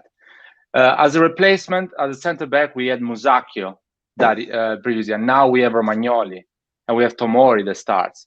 On the left back, we have Hernandez, which is 1 year better than the year before. And we have a replacement on him that is actually has the same pace, the same type of game. On the midfield, we didn't have Meite in the beginning. We didn't have anyone in the beginning. We have Pobega now. So we are better. Kessi, Benacer, and Tonali are 1 year better, as you say. Selemacher is a better player because the year before Selemacher was just a guy, 2 million euro coming from Belgium. Now he's a proper player, a Serie A player, and can play constantly 30 games. And we're looking for a replacement, and it's gonna be Casti. Let's say it's Casti still. So we are at the same level, no worse or better. Number 10, Diaz is a better player than Çalhanoğlu. I'm sorry, guys. It is a better player than Çalhanoğlu. I agree we need another player in that position because just him in that position cannot do an entire season. Is normal. Even if you have a Messi in that position, you need a replacement because you need somebody that comes for injuries or stuff like that. So we need to be better in that position. But as a starting 11, we are better in there. On the left wing, we have Leao, Rebic, and Krunic, which is the same. Hopefully, it's a bit better because they had a great season. They had a season we finished second. So technically, compared to what we did in the beginning, when we start, they are better, hopefully. Ibrahimovic, I think, is going to get worse. I don't think he's going to manage to do 1 goal a game. Hopefully, maybe he plays 25 games and he does 14 goals. But our replacement at the beginning of the season was Colombo, and in January was how you call him, the guy Mandzukic. Now our replacement is Giroud, so we are better even in that position. So technically, we need to buy 2 players, and we are way better than the previous year. Anyway, we have a better bench. We have a same starting 11, or maybe better, because now they are good. They did a great Serie A run. But we have better options in the bench. Now we can actually blame Pioli if he doesn't do a choice because he actually has choices in the bench. Finally. Before we couldn't even blame him because his choice was Dalot or I don't know, was it Meite or Krunic and Casti was his choice. Hopefully he's going to have some choices now and we can blame him why he didn't rest that player, why he's injured, why you're putting Benacer too early, let him rest. So I think we are better. The question is, are the other team better than the previous year? What they are buying? They are buying any relevant players or they are selling big players? They are changing managers. They have new managers. Are the managers they got better than the year before? That's a question no one is answering because I don't think Inzaghi is better than Conte, but everyone is telling me that AC Milan is worse than the previous year. Or Hakimi is gone and he's going to go on the right wing. But still, people are telling me that AC Milan is worse than the year before. I think we are better than the year before, and we're gonna see that in the pitch in the beginning of the season. Excellent point, and I like how people have different opinions on this. I just want to answer that, and then I want Youssef to go next, and Rohit, you finish this argument. I just want to say I agree more with Najath. Sorry, call me Raj. You can call me Raj. Raj, I agree more with Raj because the difference between Manin and Donnarumma is a super champion, in my opinion. We don't need to get into debate. So I do agree there. But I also agree with Laert about the other teams. The other teams, I don't see them getting better. Actually, I see the other teams having to reset, right, their things. But I am, as far as Milan itself, I'm more with Raj's opinion on the situation. All right, I'll keep it short. Okay, you go ahead. Youssef, you tell me. What do you think? Well, Lara didn't even let anything else for me because I wrote my notes when you asked the question, and every single point I wrote, he hit it. When I see that formation here, you have it there. It shouts one word: stability, which is so fundamental for next season. Because believe me, Juve's Allegri is not going to be the Juve's Allegri that reached the Champions League final. At least in the first 3 4 months, at least. He doesn't have Pogba and Vidal and whoever. It's going to be different. The same thing applies to Inter. The same. The only two teams that I think are going to do great next season are Milan and Atalanta. Because other teams, Lazio changed their coach. The same thing applies to Napoli, and again, they are not adding to the rosters. Like I don't follow the other teams very closely in terms of Mercato, but I'm not hearing big names joining them. So No, nobody, I think nobody. They have not signed anybody. Napoli, Juventus, have not signed anybody yet. yeah, and even the names they're linked to, like Juventus is linked to Locatelli. I don't know how much this is going to add to them in terms of levels. I know Locatelli is a great player, but how much is he going to add to that team in terms of class? So I think we should be better. I think, and now what's the most important next season is Champions League for stability. I'm not saying that we're going to win the Campeonato, but Champions League for the next 2 seasons is going to be fantastic, and then step by step, uh, like Viali said in the documentary, step by step, and then we're gonna get back to the Milan that we all know and love. Fair, very good. Rohit, what do you think? Yeah, so I was just thinking about what Rajat said. He spoke about communication. So I was thinking, Kier played in France for Lille. I think he might know a little French. I don't know about Tomori. This Fernandez, I mean Theo Hernandez speaks French. Kalulu speaks French. Um, Giroud speaks French. They all Kessie speak speaks French. French. Cassie speaks French. Benasser speaks French. So I think in that case, I think Mignon has a little bit of company in terms of communication. So even when you're defending, so there's a little bit of communication. Even then, I think to communicate with Calabria and Tomori, I think he would need a little bit of Italian. But I think both Layat and Rajat had good points. I mean, we still have to sort out our right wing, which has been a problem since I think since Suso under Giampaolo, because even Suso slowed down a lot of our attacks. He killed a lot of our attacks. So we've been needing this pacey right winger who can take on players since a long time. So that's an area that has not been addressed for 2 years now. So that and ever since we lost Hakan, we've not got a player in terms of number. I think Diaz, in terms of quality, has great potential to easily outpace Hakan. I've already spoken about him on our channel itself, like how he can shift lanes, how he's good with his feet, how the ball sticks to his feet. And like Lad said, everybody is an age older, even Pioli. So he knows his place better. So I think that adds to our stability, which Rajat also mentioned. A point which I would like to add to both of their points is how the players and now the medical team are aware of each other's physical advantages and disadvantages, because last year what destroyed us was our injuries and our fitnesses, because we played a very high press game. We played with a lot of pressing, that we had to cover our man for man marking in terms of zonal marking.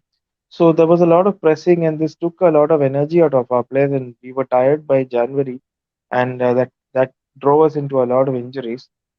So like in that I mean now and then Pioli had to stop the pressing, and had to relax the pressing, and the team had a lot of injury crisis. So that is one area which I think now we have knowledge on how to improve our press without affecting our players. So that's one point. And another point I would like to add is like I do think that Napoli and Juventus are stronger than last year because they have very strong squads.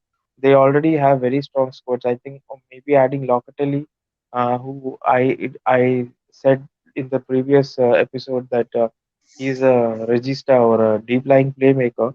So with the kind of way that Allegri plays, Allegri is a tactical master.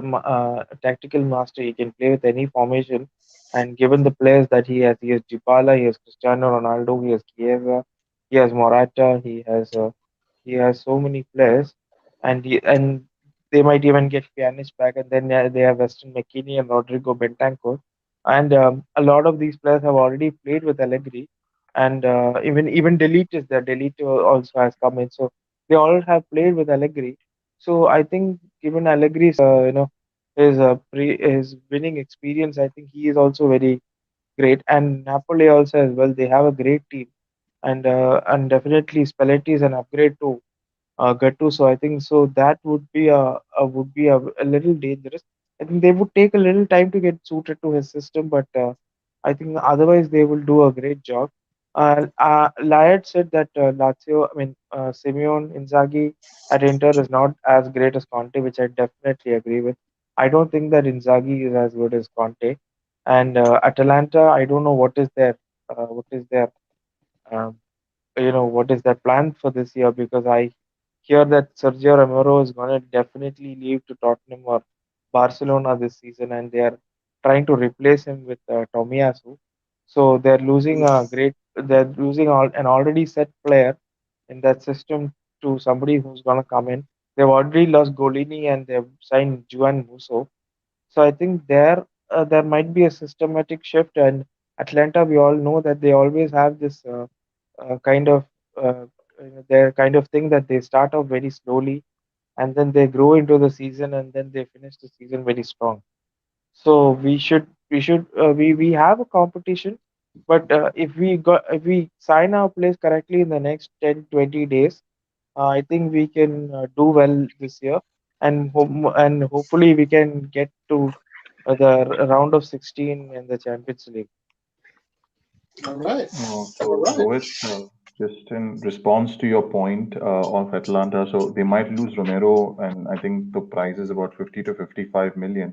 Barcelona, Messi is apparently pushing for it at Barcelona, and even Spurs are interested. They're lining. I think what Atlanta do is they replace players exceptionally well. So they're going after Lovato from Hellas, who fits in beautifully into that three-man central defense. And they're going to make a difference in basically of about 30 to 40 million in profit between what they sell Romero for and what they sign Lovato or Tomiyasu for. And they've also qualified for the Champions League, so they're sitting on money. They just haven't spent it.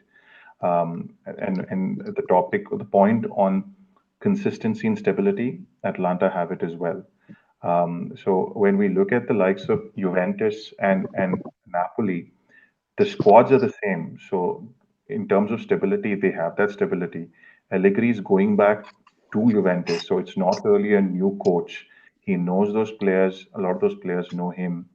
I think yes, the consistency with Milan is definitely driven very strongly, but I think there are some elements of consistency that the other squads also have. Yes, 100% agree. Atalanta is definitely the other team that seems to be the most in one of those pole positions as far as stability. Pete, what do you think? I mostly agreed with Laert originally, especially on Brahim Diaz. I think he can do a lot of what Çalhanoğlu can do, plus a lot more. He's much better with the ball at his feet. I'm just worried about how young he is. Is he going to be able to take this mantle? I'm worried about our transfer market. Who are we going to have to replace Çalhanoğlu? Is Brahim Diaz going to be able to play in some of these big games and develop? I'm worried about that. Looking at our roster as it stands, it's mostly the same, and we're all a year older, and that also applies to Zlatan and Simon Kjaer as well, and Olivier Giroud. I'm worried about that. I want to see. I really want to see how we do in the rest of the preseason, and I want to see how Ibrahimovic does in the first 3 weeks before I make a total value judgment on how we're going to do. That's a good with point. Our new lineup. That's a good point. Saif, what's up, my friend? How you doing? Hello, everyone. I'm fine. And yourself? Excellent. All good, man. All good. Saif joins the channel many times. Guys, I just want to say something, and I don't want to start a debate. If you guys want to start a short debate, but a really short one, we can. You know, I know Laird doesn't agree. I don't know what you other guys agree don't agree. But, you know, Brahim Diaz is not Çalhanoğlu's replacement. They're not the same position. They don't play the same style of football. They don't do the same work. As a matter of fact, in these games that we saw against Modena, the last game, when I was looking at that team, it looked to me that Brahim Diaz was playing almost like a second striker almost, with Leao on the left and Brahim Diaz on the right, a little bit lower than Leao.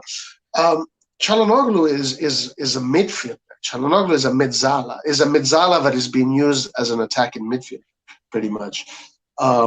So you're not going to see Brahim Diaz is not the replacement for Çalhanoğlu. He's not the right guy. He's not that person.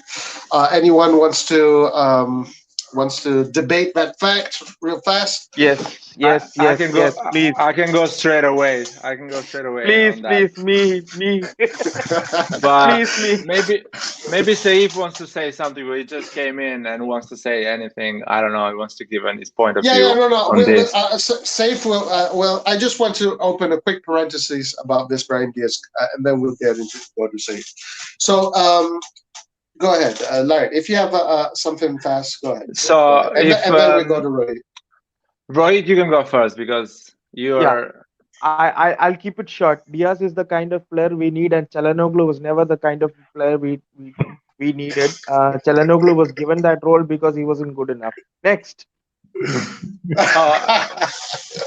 I'll make it simple, man. I'll make it simple. You remember when Ibra shouted on Çalhanoğlu against Sassuolo, and we lost 3-1. I don't fucking understand you. I don't fucking understand you. Exactly. So you, Roy, when you're gonna understand, I don't know. No, I'm kidding. But basically, that's what we need in a 4-2-3-1. That position is a guy that actually can jump and become a second striker and can come back and become a midfielder. Something that Çalhanoğlu wasn't doing. Çalhanoğlu never went to become a second striker in the attacking. He wanted always the ball in his feet. Diaz goes in, he attacks the space, he does the 1-2 and looks for the goal. Çalhanoğlu wants always to be like a type of midfielder, looking around, always with the ball, trying to give the pass. Diaz dribbles and goes inside the box. So we need that type of player that helps the striker to actually be a threat. Çalhanoğlu didn't have I have a response for that. Guys, let's try and keep the debates really short, just quick sentences. So I have a quick response for that. You're right. Çalhanoğlu does not do the second striker because he wasn't asked to do a second striker. He wasn't asked to do that. Not true. Pioli didn't ask him to do a second striker. How do you know that? Because Pioli said it in his conferences many times how he used Çalhanoğlu, and also we saw how he used it. Çalhanoğlu was mostly asked to come back and help the midfield, something that Brahim Diaz, on the other hand, cannot do. But anyway, anyone else wants to have a go on this? Actually, Hakan did play as a false nine in many different play. Like, for example, it was that Benevento goal where we won 2-0. Ibrahimovic came out of his number 9 position, came into midfield. He took on 2 players. He made space, and Hakan just pushed up as a false 9. The reason that he does that's one of the play that we do like when we have Ibrahimovic or when we have a proper number 9. The number 9 would come out of his position, and the attacking midfielder would push up as a false 9 or even as a second striker. But why Hakan Çalhanoğlu was not given that role is because, like Laird said, he does not dribble. I remember him dribble. I mean, he was tripping over his own dribbling against Juventus. I mean, there was nobody pressing him. There was nobody coming on to him, and he just tripped over his own dribbling and he lost the ball. So like that's one reason. Hakan's strength is his work rate. So when a coach is trying to assign roles in a formation, his main job is to give players the role that suits their strengths. And Hakan is like what Roy said. He's a number 10 who is more of a Mizala. So now we have with Diaz and maybe with whoever is incoming, we would have somebody who is more suited to this, the ideal formation that Pioli wants. I think it was mentioned, and just I'll keep it short. I think it was mentioned in this channel that Çalhanoğlu is a statistical whore because he never a statistical whore. Okay, gotcha.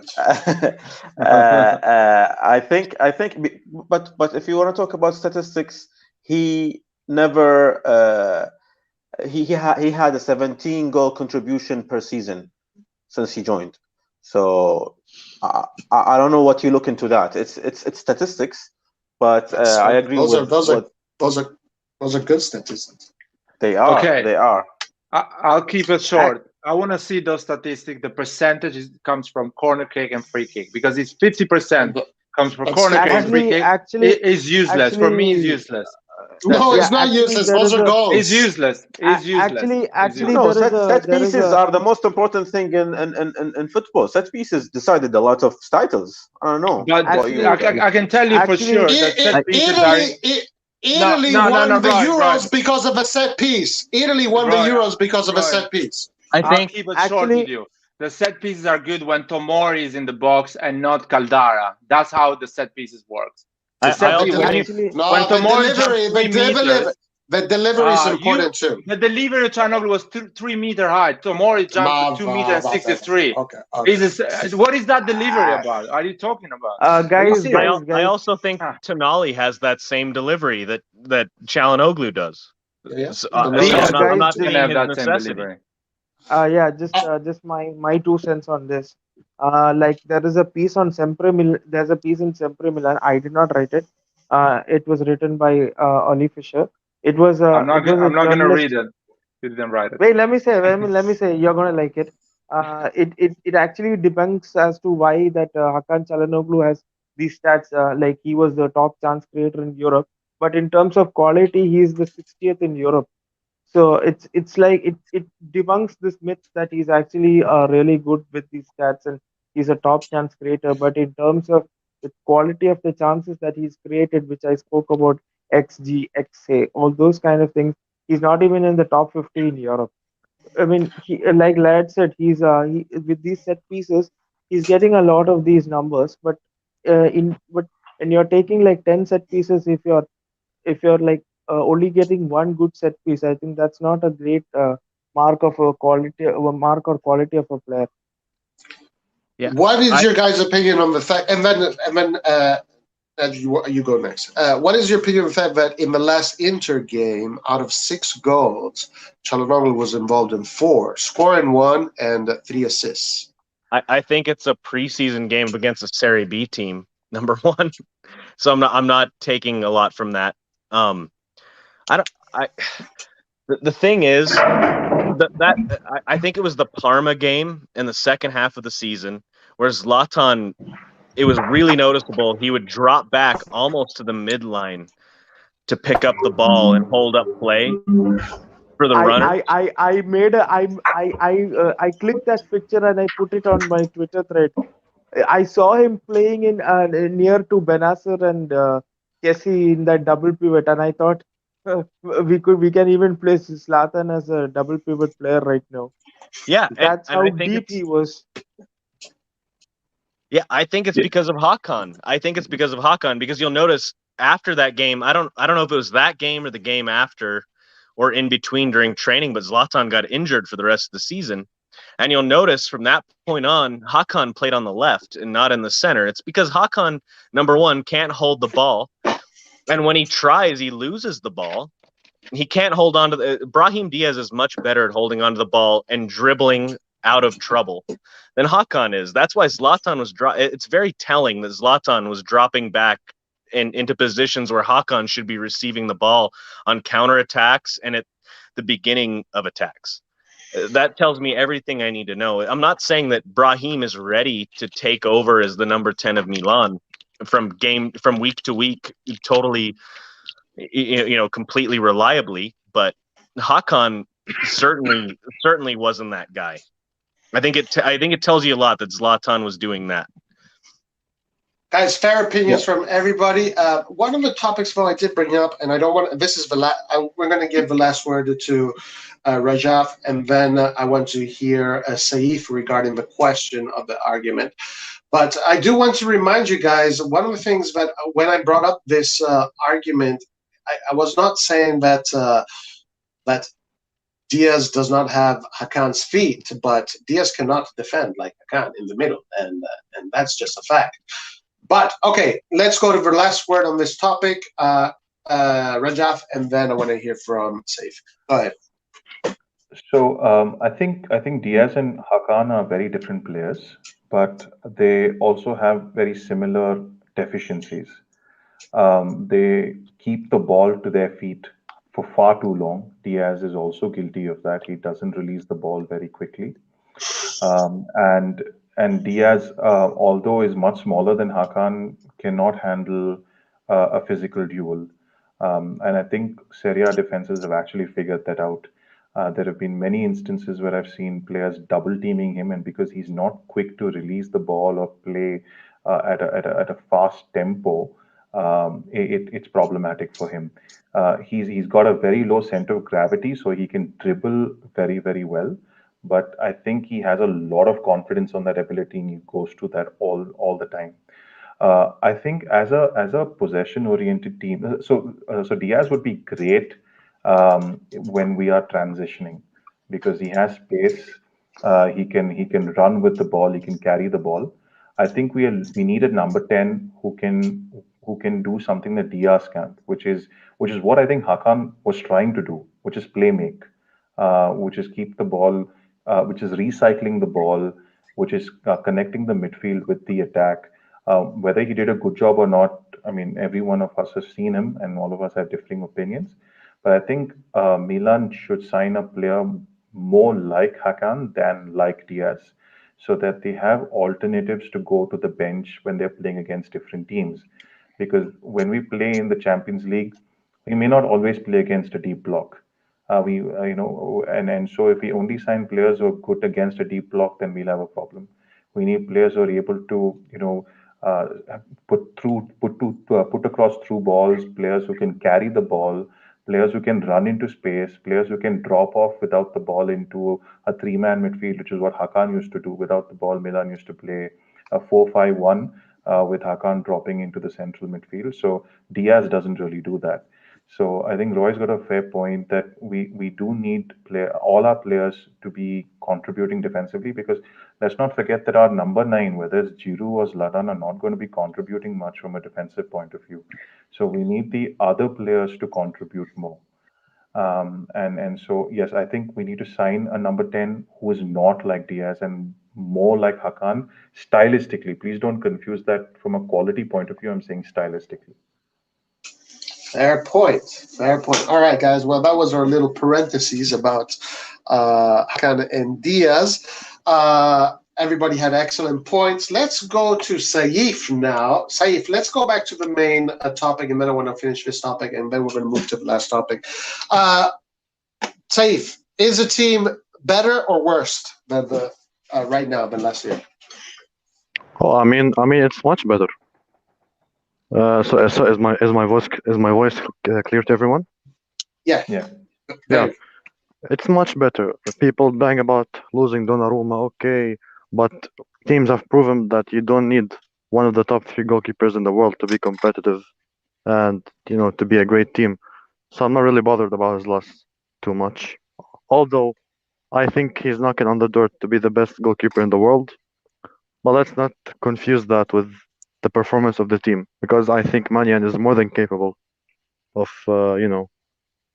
taking his place and contributing to the team. We signed Tomori, who works in a partnership much better than Romagnoli with Kier, so we managed to get hold of him. Theo Hernandez improved. I think he improved a bit more defensively than in the some games of the season. He contributed much to the team and he regained his form. Uh, who else? We signed Brahim Diaz, who was a major factor in us making the Champions League. Those last 5 games, yeah. Yeah, he was immense. The game against Juve, against Torino, I really liked him, and there's a reason why he was in Man City and Real Madrid. And I think Madrid even made a big mistake by selling him, but we can't complain. We have to be happy about that.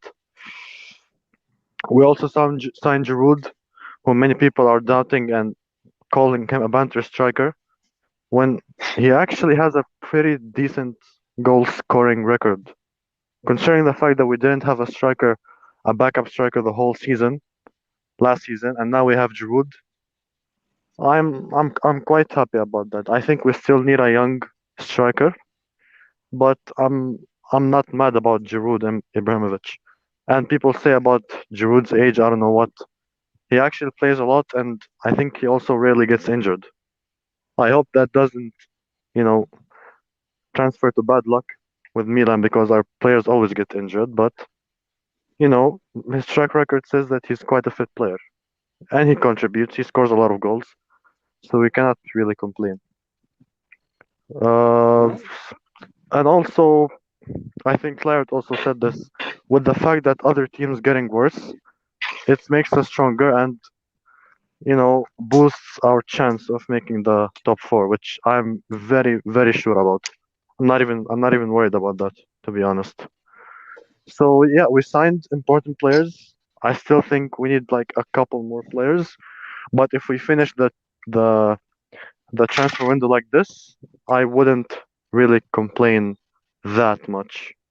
Although I would like a player like Sabitzer, for example, because I saw he was capable So of. if we hold Yeah.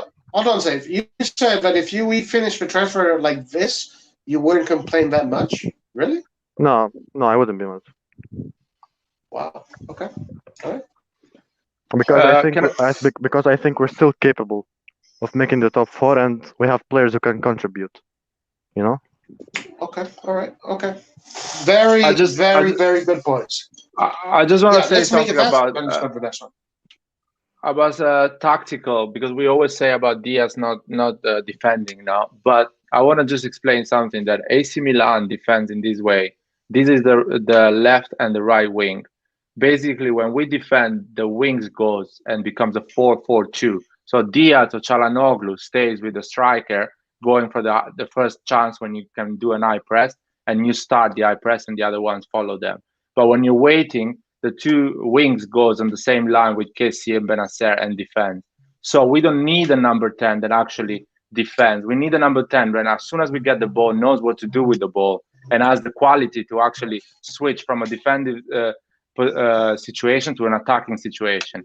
We need wings that actually are fast, they have pace, they are not lazy, and they can be a threat. And when we attack and when we defend, that's the thing. So what I'm looking for a number 10, I'm looking something like James Rodriguez or Ziyech that actually is good with the ball, and it can be that threat when Diaz is not playing. And as a wing, I'm looking someone like Selemaker or Leao, but with more quality or less lazy than Leao. The perfect option is a Leao that is not lazy. That is the best option, which is actually comes back, and he has the quality Leao has. So if you find someone on the right, like Berardi, for example, that is not lazy, he defends, and he actually puts quality on the attack, you don't need a number 10 that comes back, because your defensive asset is 4-4-2. That's it. I do want to say one thing real fast, and I do not want to get into debate this because I want to move to the last topic. Milan did defend with a line of 5 in the midfield, not a line of 4. But let's move on. Sometimes it looked like a 4-4-1-1. Sometimes it looked like a 4-4-2. It depended on what the opposition was, because if it was Juventus and who had Bentancur, who was a regista and who used to spray passes forward, then it used to be a 4-4-1-1 or 4-5-1, like how Roy said. And if it is a different team which presses with I mean, who comes out with two center backs, then we would press as 4-4-2. So it depended on each game. Okay, perfect. Yeah. I think everybody said their point about that. Very good. Guys, we're going to move on to the last topic. And the last topic is actually about a number 10. The reason why I want to bring this topic up is because this player was heavily linked to Milan a few days ago. It could have been bullshit. It could have not. We don't know. But we have even had a little poll. And I want to know what you guys think if this comes to fruition, because this might happen, and I think it is a reasonable target. I'm just curious to know since we're here in the Milan Forum, I want to know what you guys think. And then, guys, we're going to finish with a quiz. I have a quiz for everybody. I want to see how good you are with your Milan knowledge. All right, so let me see. Where is this? Let me get this. By the way, Roy, I forgot to tell one more news. Go ahead. A player called Lucas just reminded me. A player called Alexander Sorloth, who's a striker from Leipzig, has been linked to us as a third striker. Okay, and is he a good player? Is he good? I haven't seen him. He's a very tall player, and I've heard mixed opinions on him. He comes from Crystal Palace and he went to Leipzig. He's from the Red Bull Salzburg Academy. So I haven't seen him, so I don't have an educated opinion. Okay, Didn't he win the Player of the Year in the Turkish Super League 2 years ago? I don't know. I'm sorry. I think he scored like 24, 25 goals in a season for Trabzonspor, and then he went to Leipzig and completely fell apart. He only scored 5 goals. I'm a little concerned. I think he's be a great third option though. He's the same style as Ibrahimovic and Giroud. He's very big and physical, good hold up play. I just don't know. I don't know how many goals he's going to score. That is a trait that Pioli likes. All right, guys, we're ready. Okay, so this was the poll that we put up. The player that we are talking about is Isco, and we put up this poll the other day. And let's see here. Reports today claim Isco is very close to Milan. What do you guys think about the signing if it comes to fruition? Isco has done terrible mistake, 19% out of 100 votes. They should focus on younger players. Isco is 29, going to 30. Isco is the most player. We would have great technical impact, 14%. The one that got the most votes out of 100 was Isco is the experienced kind of player we need for the CL, 39%. Wherever. And then the last one was 9% or wherever developed Brahim Diaz in that role. Guys, what do you guys think about this link? One of the reasons why I bring up this link is because Isco was one of the players that I would have liked the most at AC Milan. And now that he's being linked to Milan, what are you guys' opinions? Let's start with Saif first. And then let's move on. So I don't. It's kind of weird because we're being linked to him, even though he has a huge salary, and I'm sure if other teams than Milan would pay him that salary or a little bit less than that. So I don't really think that transfer is realistic, even though it's only 20 million, but his salary is like 9 or 10 million per year. I'm sure he can find that salary in many other teams. Other than the fact that he gets injured, he's not the same Isco of 2018, 17, even 19. He doesn't really excite me, even though he is capable of doing stuff. We don't know if he would do that for a whole season. Same with James Rodriguez, a very talented player, very impactful player. Yeah, and but, guys, this can open up the discussion to other players if you want to talk about it. Yeah, keep on going, Saif. Great player, no doubt. No one's doubting their ability. But what's the point of signing them if we're gonna get more injury-prone players so that they can get injured? We saw what happened last season. We were very unlucky, but we can't really add more injury-prone players like that. And I saw Isco in a lot of games in the last season of La Liga. All the Madrid fans, every single one I know, even my brother, who was a hardcore Madrid fan, he always cussed him. He's useless on the pitch. Real plays with 10 men when he's on the pitch. He doesn't impact anything, nor defensively nor attacking. He messes up good like simple passes. So it's not just about the name. We can get players who are more ready, who are more fit, that have made an impact on their team in the last 1 or 2 years. It doesn't have to be just about the name, you know. That's why I always say guys like Sabitzer. I know I said it a lot, but Sabitzer, someone who is on form, who is fit, who played in the Euros, and who destroyed teams in the Champions League in the last 2 years, like Tottenham, for example. So no, Isco doesn't excite me, nor does James Rodriguez, because of the playing time and impact they have now. So no, it's not just about the name. It's about 2021. So what would your vote be here? Isco has done terrible mistake. All right. Rajaf, you go next. Yeah. I actually echo the sentiment of Seth here. Some numbers. Isco has scored 1 goal and registered 4 assists in the last 2 seasons in the league for Real Madrid. Wow. That's been his productivity. I think my favorite version of Isco was the player at Malaga and in the first couple of seasons at Real Madrid. I think some of the passes he used to make that would break the lines were orgasmic. I can't think of too many players who can break lines the way Isco used to. I'm using the word used to because I think he's been a little messed up at Real Madrid. If you were to go through his appearances chart at Real Madrid, apart from playing as a goalkeeper and maybe as a centre back, he's played everywhere else. He's Real Madrid's Krunic, you know. So I think not bad for a Krunic. So I think personally I like Seth's recommendation of Sabitzer. My reason for liking him is the fact that he's a hybrid. He's a 8 and a 10. He can play between both those positions.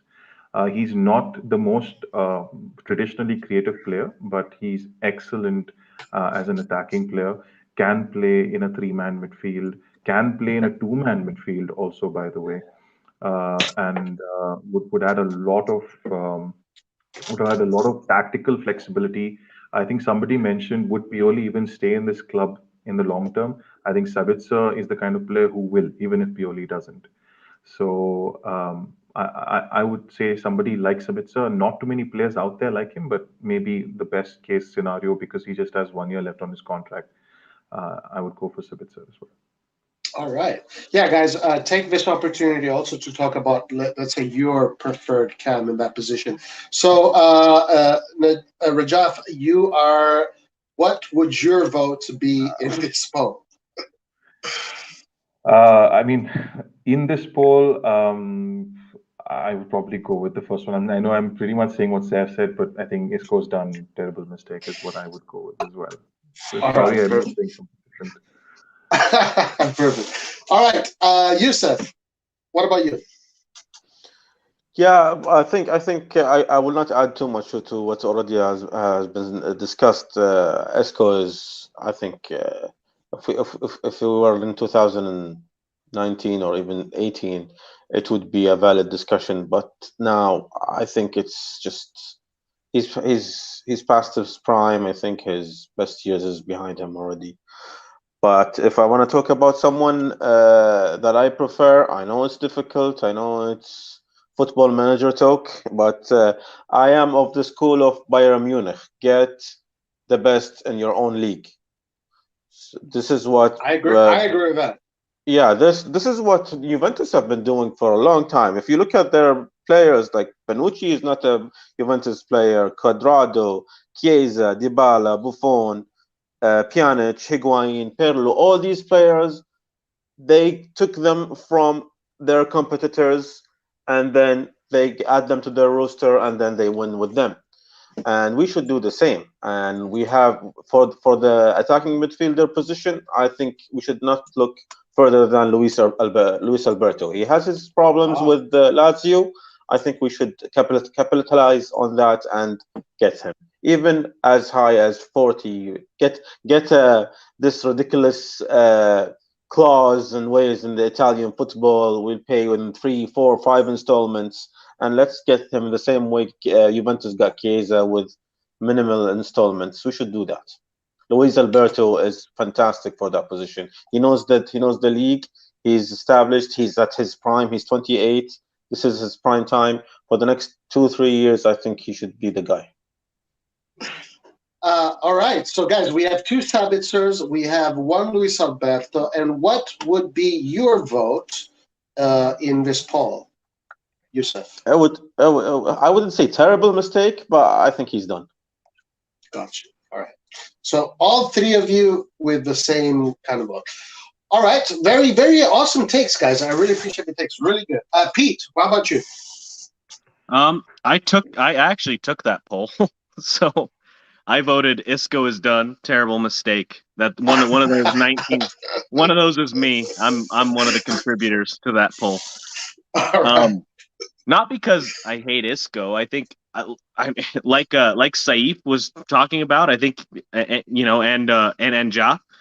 I think he's a great player, and he was in 2018, 2019. He was a great player. I think the pressure of playing at Real Madrid and carrying that mantle, they loved him and they wanted him to be, the next Raul, I think.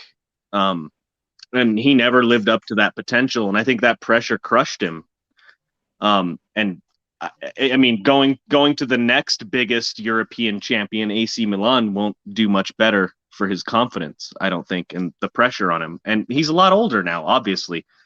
So I think he's a terrible choice, particularly for the price. If he was priced more like Ilicic is being reported to be, maybe I think that's a much better sell.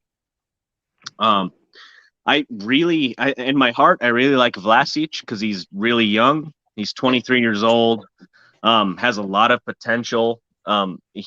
He knows Ante Rebic, for instance. I think they have a really good partnership.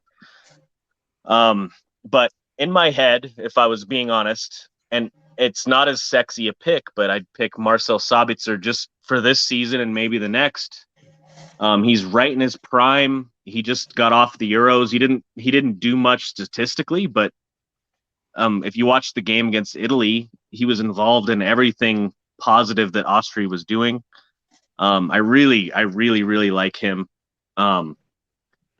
I think there's tactical flexibility with him. Stefano Pioli does a lot of changing in game, and I think Marcel Sabitzer can adapt to that, and he has the experience to do so. And that also gives us a chance. If you got Vlasic, he has a lot of potential, but so does Brahim Diaz. So get someone with a little more experience who's in their prime, like Sabitzer, for those big, important games in the UCL that we're going to have this year. And then have Brahim Diaz growing under him and under everyone else on the squad. And I think that's the best formula, in my opinion. And I think, and for the price, he, like, reportedly, he's $3 million less than Isco. And it's obvious. It's an obvious choice. I think there's no doubt about it. I think he's the obvious choice. So 3 out of 4 have said Sabitzer. That is awesome. That is crazy. All right, fair point. Rohit. So technically speaking about Isco, like Rajat said, is one of the best technical players that he has. I mean, that can break lines with the pass. One thing I would like to add is that his work rate is also very less. He's not the player that we want if we want to press. If you want a player like Hakan, he's not the kind of player who would track back and who would make runs and who would try and stop in case of a counter attack. So he's not that kind of a player. So then Pioli would have to look at somebody else to take on his work rate. So if you want a player who wants the work rate, then I think it would have to be Sabitzer. So Sabitzer can Sabitzer. Wait, I've not come to. I've not come there. Sabitzer is. I mean, somebody was saying about flexibility in terms of tactics. So if you want flexibility, then Savitzer can provide you that flexibility. He can play as an eight. I mean, he can play. He can play in as in a three-man midfield. He can play in where he has played where Benasser is playing. He has played as a right winger. He can play as an attacking midfielder because in terms of formation and positions in Nagelsmann's system at Leipzig, he was just all over the place. So Sabitzer provides that kind of flexibility. But in case that I don't know, since he has only 1 year left, we can't do a loan with option. So I think that gives us a chance to look at Vlasic. So I saw Vlasic. Vlasic is extremely good. He's very similar to Brahim Diaz. He's good with the ball at his feet. And something different to Diaz for him is that he's not. You cannot push him off the ball very easily. He's very strong and he can hold off the players. So that is also one more option. And to think out of the box, and I'm sure that I don't know if how many people have heard of him. There is a good chance that we may look at a person like Di Ketelaere. Di Ketelaere plays for a club called Club Brugge in Belgium. He is as tall as Zlatan, and for me, he's very raw. But if we can get him, he's already played in the Champions League and scored 2 goals as well. He is 1.92 meters, so giving a play, taking a player like him, it's easier. I mean, for example, if a team is parking the bus against us, his height is useful for us in case of trying to head the ball in because he's a a huge presence. Or if a team is pressing high and trying to not let us play out from the back. Magnan just can just hike the ball up the field to Decathlon, and Decathlon can use his height to head it on towards the wings or just hold the ball up and let the runners take it from there. So I think Decathlon also would be a great option. So I'm not against Isco, but if we are getting Isco, Isco is a player at Madrid. I feel that the whole team of Madrid has just finished their cycle. I think that there is no motivation in that team anymore. They've achieved almost everything they could have achieved except maybe a treble. They won 3 Champions Leagues in a row. They won a league. Modric has reached 34. Kroos is 29. He's retired from international stage. So I think that team is lack of motivation, and I think Isco is also affected by it. But if we are getting Isco, he will be a great creative presence, but in he can be a great disadvantage in terms of work rate and pressing. Gotcha. Excellent point, and a very interesting play. We have also Nathan joining us, guys. I do want to say what. Oh, so before you're done, so what would your vote be here?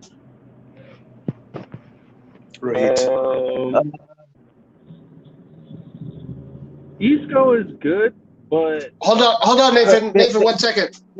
They should focus on younger players. Isco is 29 already. Okay. All right. I'm offended because I'm 33 and I still feel young, man. So. Hey, Nathan, are you driving?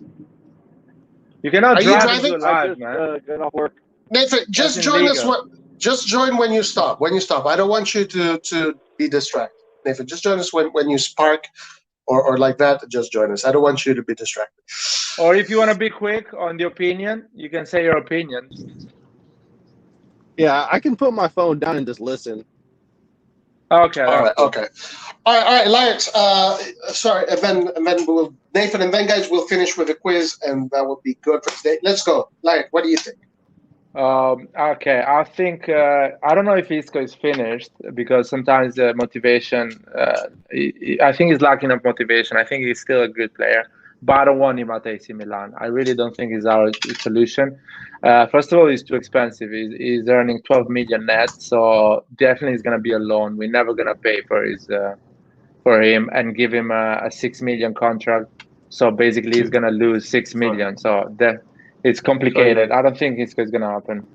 Can't be a loan, sorry, because he's only got 1 year on his contract. Sorry. Yeah, but Real Madrid wants to get rid of him, so he's gonna give his last year on loan to just don't pay the salary, and basically he's gonna leave after. We're gonna decide if we're gonna give him a contract or he's gonna find another squad. So that's the whole situation of Real Madrid, and I think even Bale is in that situation. They are thinking to keep him or maybe get rid of him. Depend on Ancelotti if he can do the best out of them. My personal opinion is a lot of people are giving a solution of 20, 25 million. I'll say buy James Rodriguez for 10 million and loan Ziyech. So basically with 10 million, you have Ziyech and James Rodriguez. They both have a contract around 4 or 5 million a year.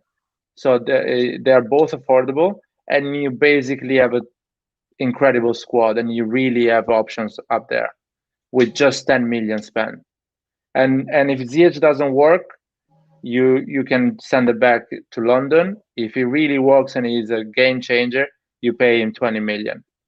On the other side, James Rodriguez is 29. He's a type of Diaz type of player. For the marketing is big because he's 40 million followers on Instagram. He has almost 100 million followers in all the social media. So it's kind of a Ibrahimovic type of deal in terms of marketing and in terms of brand and everything. And he's not a finished player. He had a almost full season in Premier League, which is a quite physical league. We can argue how good is the league or whatever, but definitely it's a physical league. You have to run to have pace to play in that league. So he's not a finished player at that point. And basically 10 million, you have Ziyech and James. 2 players, and you have a lot of option up there. So I think that's my favorite solution. Nice. I like it. And Larry, so what would be your vote in this poll? No, monster player. Who says the monster player, man? No, I would rather develop Brahim Diaz in that role. All right. Yeah, Nathan, please, guys, do not come into the live if you're driving. I do not want you to do that. But if you park, Nathan, we love you, Nathan, so definitely join us. All right, guys, so excellent stuff. We're going to move on to the last phase of today's Milan Forum. Thank you, everybody, for joining us. Excellent opinions. Guys, please join us every time, every Friday. And right now, we're just talking about rumors. So imagine how much we're going to be, how many subjects we're going to be when the season starts, when we have those Champions League games, when we have those Serie A games. That's going to be fun, guys. That's going to be a lot of fun. All right, guys, so let's get into the quiz now. Let's see how well you guys know AC Milan. Now, no cheating. No Googling, all right? No Googling. So you guys can answer whenever you want, but it has to be a quick answer. If you take too long, I think you're going to be cheating. So the first question of the day, and let's see also what the comments, if the comment section gets this, is this one here. And the quiz starts in 3, 2, 1. How fast was the fastest goal ever in the Champions League scored by Pato? 36 seconds, 32 seconds, 24 seconds, 27 seconds. 24. 36 seconds. 24. 36. 24. 36. 24. 24. All right, and what did you say, Layat? 36. Rohit? 24, 25. I said 24 first. 24. Pete? 24. Yusuf? 24. Rajav? 24. 24. And Saif? Same, 24. All right. Larry, you're the only one who didn't know this, and you're part of this channel too. Lord. Yes, the right answer, guys, is 24 seconds. Is the fastest goal ever scored in the Champions League by our own Pato. What's up, Pablo? How you doing, sir? As Pablo also joining us. All right. All right, guys, let's see. Next question. Let's see how well you guys do in this next question. So everybody has 1 point except for Larry. Next question. Here we go, guys. Quick fire answers, okay? Otherwise, I know you're Googling. Here we go. Against which team did Pato score his first brace? Napoli, Fiorentina, Genoa, Udinese. Napoli. Napoli. Fiorentina. Napoli. Fiorentina. Napoli. Okay. Guys, I'm going to go one at a time. Laird, you say? Fiorentina. Rohit? Napoli. Pete? Napoli, but now I'm nervous. Youssef? Fiorentina. Rajab? Napoli. Napoli. Saif? Fiorentina. Pablo? Napoli. Guys, nobody got it. It was Genoa. Oh my Genoa. God. By Napoli, he scored the 5th goal. I remember that he just scored 1 goal, 5th one. I knew everybody was going to answer Napoli. I knew everybody was going to answer Napoli because I say Fiorentina.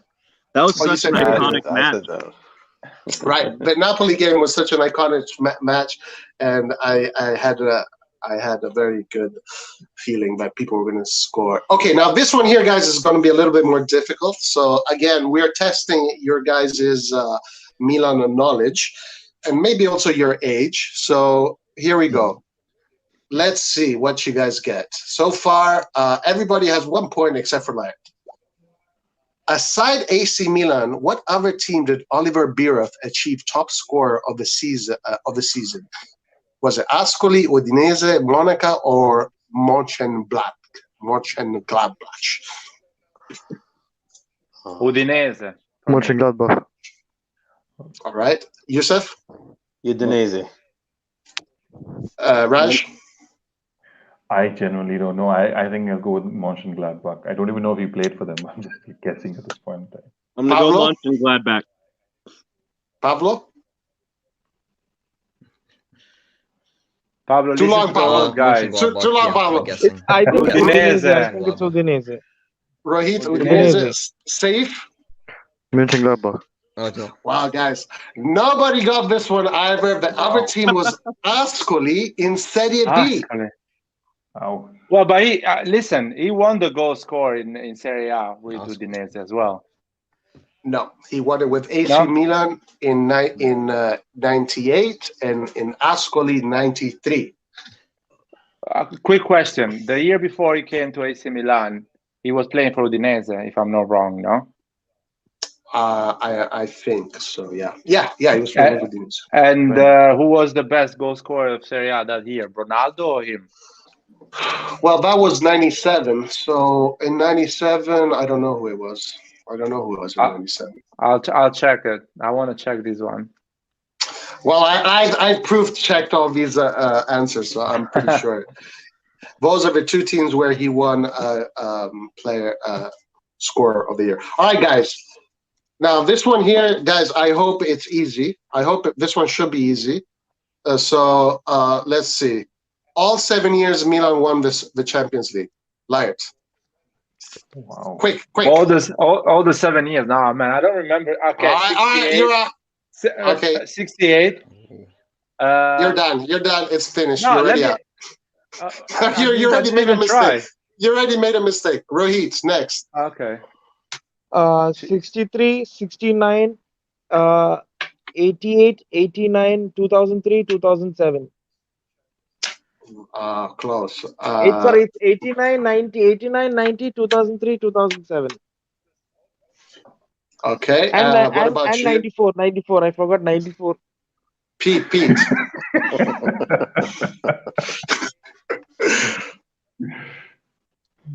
Okay, the 92-93 season.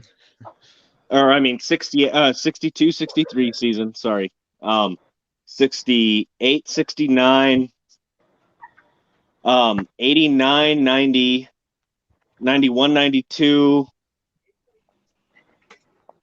02-03. All right, you're done. You're wrong. Made mistakes. All right, guys, no Googling. You can't Google. If you Google, this is not fun. Youssef. I think 63, 69, 89, 90, and then 94, 2003, 2007. All right. Raj? I know they won it in 63, 69, 94, 2000. I'm not going in any sequence. 94, 2007, 2003. I'm probably missing one somewhere. Sorry. All right. Saif? So it was 63, 69, 89, 90, 94, 2003, and 2007. Pablo. Well, you guys got it. Pablo, you have a what's his name? Youssef and Saif got it, so we can move on from there, guys. Well, what's this? Well, I deserve a point, man, because Oliver Bierhoff won the goal scorer the year before, went to AC Milan with Udinese. So that was with AC Milan. No, that was with Udinese in that year. Are you sure? Check again. Well, I can check for you if you want, but I saw it on his Wikipedia. If you check, let me see if I have his Wikipedia. 1960, 2003. You said 60? See? 90. Oh crap! I don't know. 96. Nope. No, you're already wrong. Go in his awards. Go to his awards. Man, Udinese 97-98, 31 goals. 97-98, 27 goals. So it's the same season. He did a 27 in Serie A and the other 4 in Coppa Italia, whatever they were playing. All right. So Wikipedia, in his awards, it says AC Milan. Maybe there's a typo there. But anyway, that was not the question. The question was other than AC Milan, I guess, which was asked. All right. Okay. All right. But I think Wikipedia might have a typo. Then if you scroll down, it says AC Milan. Yeah, he won the Serie A with AC Milan. Individual top scores 97-98, and in Serie B in 92-93. Okay. All right. Well done. That was my mistake then. All right, let's move on to the next one. Let's see who can get this one. What was the name of the first ever coach of AC Milan? Angeloni, Oppenheim, Kilpin, or Sant'Agostino? Kilpin. Herbert Kilpin. Boom. Got it. Who said Kilpin first? The founder. Huh? He's the founder. He's the founder. Is he the founder and the coach? He was the founder. He was a captain, founder, and the coach, manager. That's how it works at that time.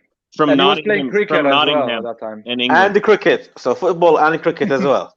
And cricket, right. And bonus question, what was his name? Herbert Kilpin.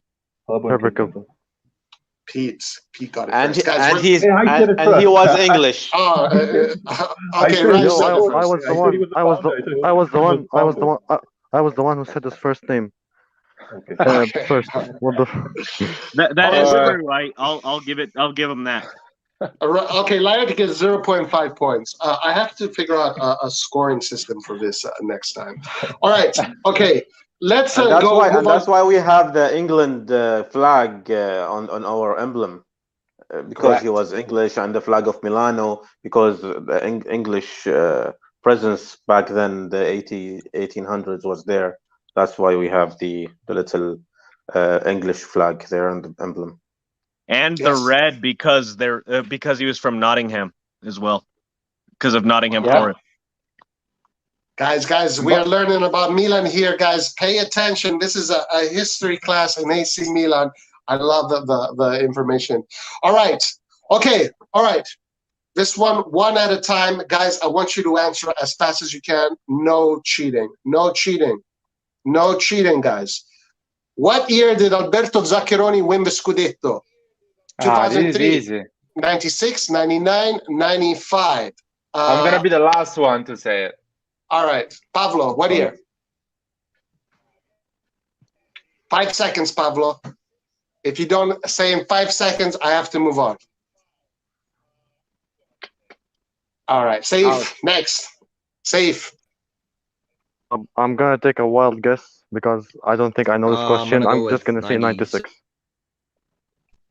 I know it's not. I don't think it's 2000. Yeah. I think Pablo, you're lagging. By the way, my 96 answer is a fluke.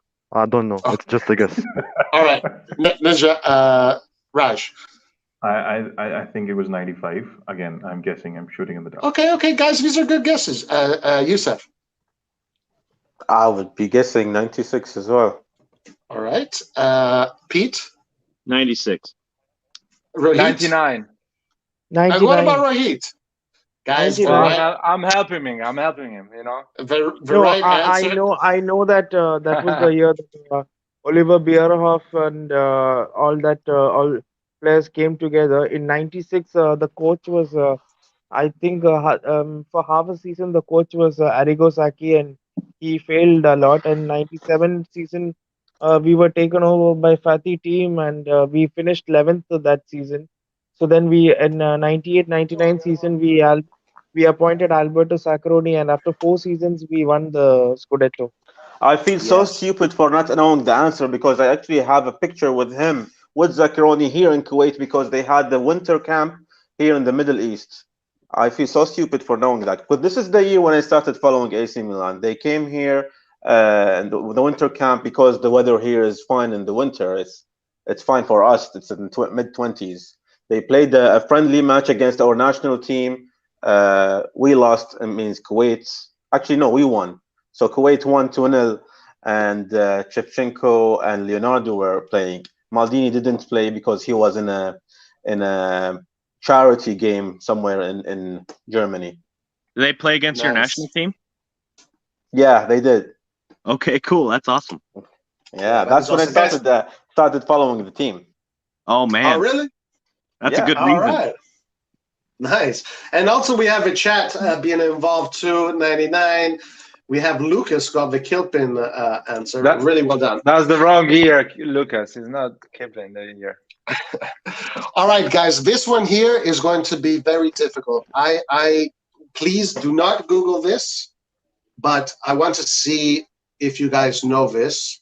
Of course, this one is going to be very difficult. Only the true teachers, PhDs in Milan history would know this. And I'm not claiming I knew this before I researched this. I'm not claiming that, but I'm not claiming otherwise either. All right, here we go. Which AC Milan coached AC Milan for 4 different times? Nerio Rocco, Trapattoni, Joseph Viola, or Cesare Maldini? 4 different times. 4 different times in 4 different years. 4 different. I say Cesare Maldini. All right, Rohit. I think it is Joseph Viola. Okay, good guesses, guys. Very good. What about you, Pete? I want to go Viola. All right, well done. What about you, Mr. Youssef? I want to say Berlusconi because he was technically coaching the team. I have no idea. I was just going to go Rocco. Okay. What about you, Mr. Raj? I'll go with Viola. Again, just an educated guess. Okay. And what about you, Saif? By the way, Roy, these are all older questions. Well, I don't know. Hey, you got to know the history. You got to know the history, guys. And if you don't know it, you're going to learn it today. I'm just going to say Cesare Maldini. Guys, everybody here had a very good guess, educated guess. The right answer is Nerio Rocco in 61, 1963, 67 to 72, then 75 and 1977. And guys, Nerio Rocco, well done, Youssef, won 2 Champions League. The first 2 Champions League of AC Milan were won by this legendary coach, Nerio Rocco, in 61 and 69. So in these two spells. And Rocco was the one who introduced Italian Catenaccio to Europe as well, and he was the one who taught it to the Inter coach Helenio Herrera, who took it to a different level as well. Why is it Yes, that yes. Herrera is credited with the playing philosophy then? I It's mean, actually it's because Herrera actually see we have this notion 50 years later that Catenaccio is extremely defensive, but Catenaccio, I mean, we scored 83 goals in 34 games with Catenaccio in 61-62 season. Our Catenaccio was not even defensive at all. It was actually just laying low, sucking up the pressure and just attacking on the counters. But Herrera, I mean, those days there was no back rule, back pass rule. So they used to play a lot of dirty football, and it rubbed off. And it was a time when even the English were a little on the rise. You had Celtic with Jockstein, which was a good team. Liverpool was also a good team those years. Manchester United was also a good team. So Helenio Herrera used a lot of dirty tactics those days, like back passes, wasting time, and he even used to torture his players mentally and physically to get them into shape next for the game. So he was more known for he was something like what Jose is like. I mean, Jose Mourinho is a bit more subtle, but he was an extreme version of Jose Mourinho. So Yeah. that's how he's more popular. Rohit, Yes, we can't go without mentioning that Herrera started at Barcelona, right? It was Barcelona, right? Am I yes, correct? yes. So Catenaccio, who the English, for instance, and then most of my American friends who know nothing about Calcio, Okay, they put Catenaccio on Italian football. okay. Wow. However, it started at Barcelona and then was imported to Inter. Actually, Catenaccio started in the 1930s in Switzerland with a Austrian coach called Karl Rappan. So Yeah, those but days he was the coach of a team called Servette. So Servette was a semi-professional team, so they couldn't compete. So that's how Catenaccio came about. still Then went to there Inter then first, right? Yeah, so actually, then it came to Italy. I mean, in the World War II, there was a lot of Swiss influence on Italy. So, Inter, before Helenio Herrera came, they already used to play the Catenaccio under a different coach, but it was actually a kind of popularized by the coach of Salernitana, who then went on to become AC Milan's coach as Gippo Vaiani, and then Gipo Vaiani had a heart attack, and that's how Nerio Rocco came to Milan. But it was Nerio Rocco who made it famous to Europe. And actually, Herrera at Barcelona used to play a very expansive game. He used to play the WM formation style of play. I mean, Yeah. that's the kind of formation that they used to play those days. The 2-3-5 Yeah. formation. Right. Uh, M or something like that, right? Or WM formation. WM, correct. WM. WM formation. So I mean, at Barcelona, he had players like Luis Suarez. I mean, not the current Luis Suarez. Yeah. He had Luis Suarez. He had Laszlo Kubala. I mean, Kubala is one of the most famous Barcelona players. And then he was brought in at a world record manager salary by father of current Moratti, the ex-president of Inter. Uh, Angelo At, Moratti at, brought at him in. this point, Rohit is just showing off now. Rohit, It's amazing. Rohit, Uh, you're not Rohit helping is me an out. You're not Rohit is helping an me out, man. Rohit gotta- is an excellent encyclopedia. You gotta The- help the me whole- out, man. The We're all whole we're all point is basically the Catenaccio wasn't invented by Italians. I know. And everyone is blaming Italians about the Catenaccio. It I was know. actually, guys- Catenaccio Catenaccio does not exist anymore. It has been rechristened into a system called Zona Parking the Mista bus. by Trapattoni and the coach who won the 1982 World Cup with Italy called Enzo Bearzot. Bearzot, right. I mean, Catenaccio does not exist anymore. Rohit, Yes. you're being way too factual. I was just making the point that Suarez, what was at Barcelona, he was the number 10 at Inter under Herrera, and they invented what modern football commentators call catenaccio. So Inter and Barcelona invented it, and so we need to stop letting the English people call us catenaccio. Is my point, and it's Inter's fault. All right, guys. It's okay. We're gonna talk another day about this. We're gonna have another stream just about it. But no, great stuff, guys, about Catenaccio and all this stuff. But let's get back to the quiz because we do have to close soon. I am on a time limit here. So we said Venerio Rocco. Let's move on to the next question. This one is also historical, and then we go to more modern questions. Let's see. This one is also a historical question. Let's see if you guys know this. You might guess or you might know. Here we go. Aside from Italian, which two other nationalities have coached AC Milan the most? English-Hungarian, Brazilian-Turkish, Swedish-German, or Polish-Spanish? Laird. Well, I don't understand. Aside from Italian, which I think Sweden, German. All right, Rohit. English and Hungary. Okay, and Pete. English, Hungary. Youssef. Yeah, English and Hungarian. Raj. English, Hungary. And Saif. English, Hungary. I guess you guys said if Rohit says English Hungary, it probably is English. Guys, the right answer is actually English Hungary. Very well done. England and Hungary are responsible for the spreading of the game across the world. Yes, this is probably a relatively easier question than the ones you asked before. Okay, good. Yeah, Hungary, guys, was a super footballing nation in the early 40s, 50s, 30s. And obviously England. And obviously we know England, right? How they like to tout, how they invented football. So, So England, you had Herbert Kilpin, the first one, Herbert Burgess, William Garbutt. Hungary, you had Joseph Banyas, Joseph Viola, and Lajos Zeisler.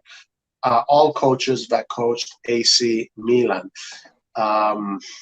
Okay, the chat also guessed correctly. All right, let's move on to questions that are more, let's say, modern.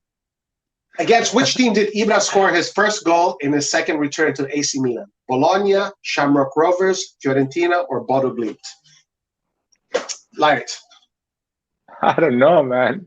Bologna. All right, Bologna. Rohit? I mean, are you asking from the point of this season or last season? His second return. His last season, it was against Cagliari. This season, it was against Shamrock Rovers. Wow. Okay. What about you, Pete? What were the answers again? One more time.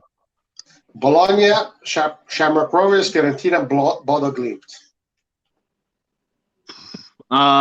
Shamrock Rovers. All right. What about you, Youssef?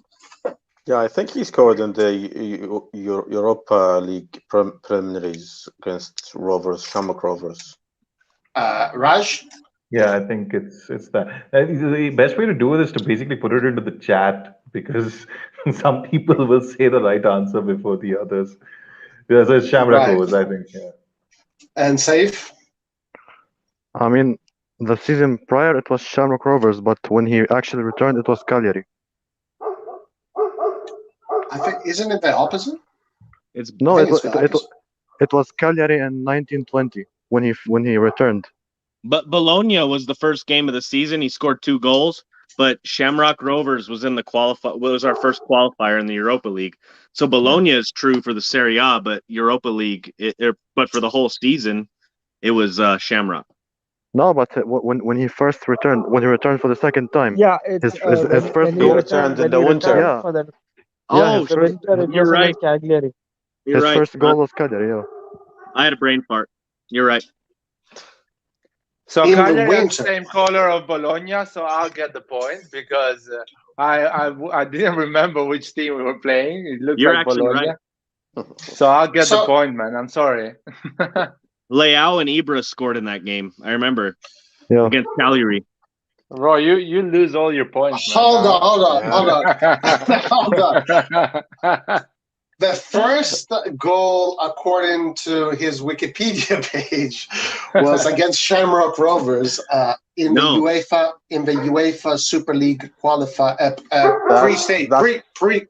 pre-group. That's last season, but not since his return. Yeah, his return was in 2020, the 1920 season. It was against In the Cagliari. winter. He joined us in the winter, half season. Yeah, After his we lost second- 5-0. Yeah, Yes, his second Atlanta. game was against Cagliari. I think it was second or third game, and it was against Cagliari, and he scored, and also Leao scored. So they're right. It's Cagliari. Am I getting this right? Has Ibra been in and out Milan 3 times? No, 2 times. No, twice. No, he returned halfway through last season, the season before last. Season before. Man, before the COVID, man. Before the COVID started, Ibra was our player. And he played, and his first goal was against Cagliari, and he did the Ibra celebration with his arms spread and everything. Technically, this is his 3rd season now. So when was his goal against Shamrock Rovers? That was season that passed. Months Is later. Shamrock Rovers even a team? Are we actually debating this? It's not Shamrock even a team Rovers, in my book. Shamrock Rovers was. I'm not even considering it. Shamrock Rovers was his first goal of the 2021 season. His first goal in the 1920 season was against Cagliari. Wikipedia is such a bullshit source. Nah, listen, Wikipedia. Listen my to mistake. me. I gotta get I explain you. I explain you what Wikipedia does.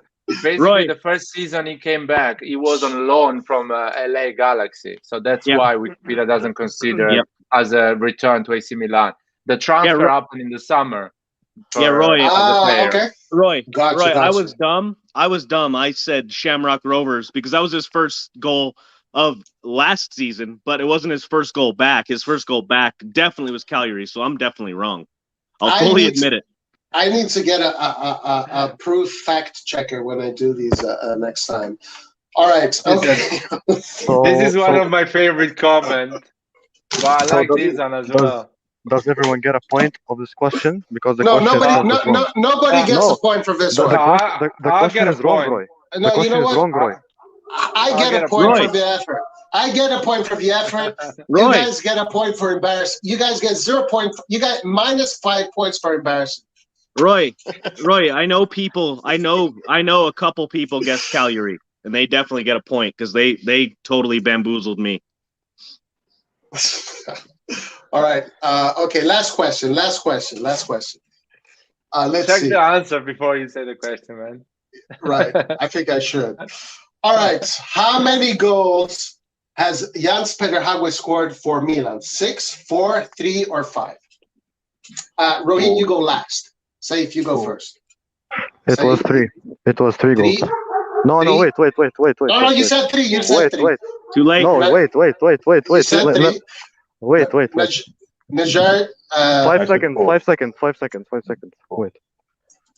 You Google it. We need to wait. You Google it. Yusuf, what is your question? What is your answer? I would go as high as 6.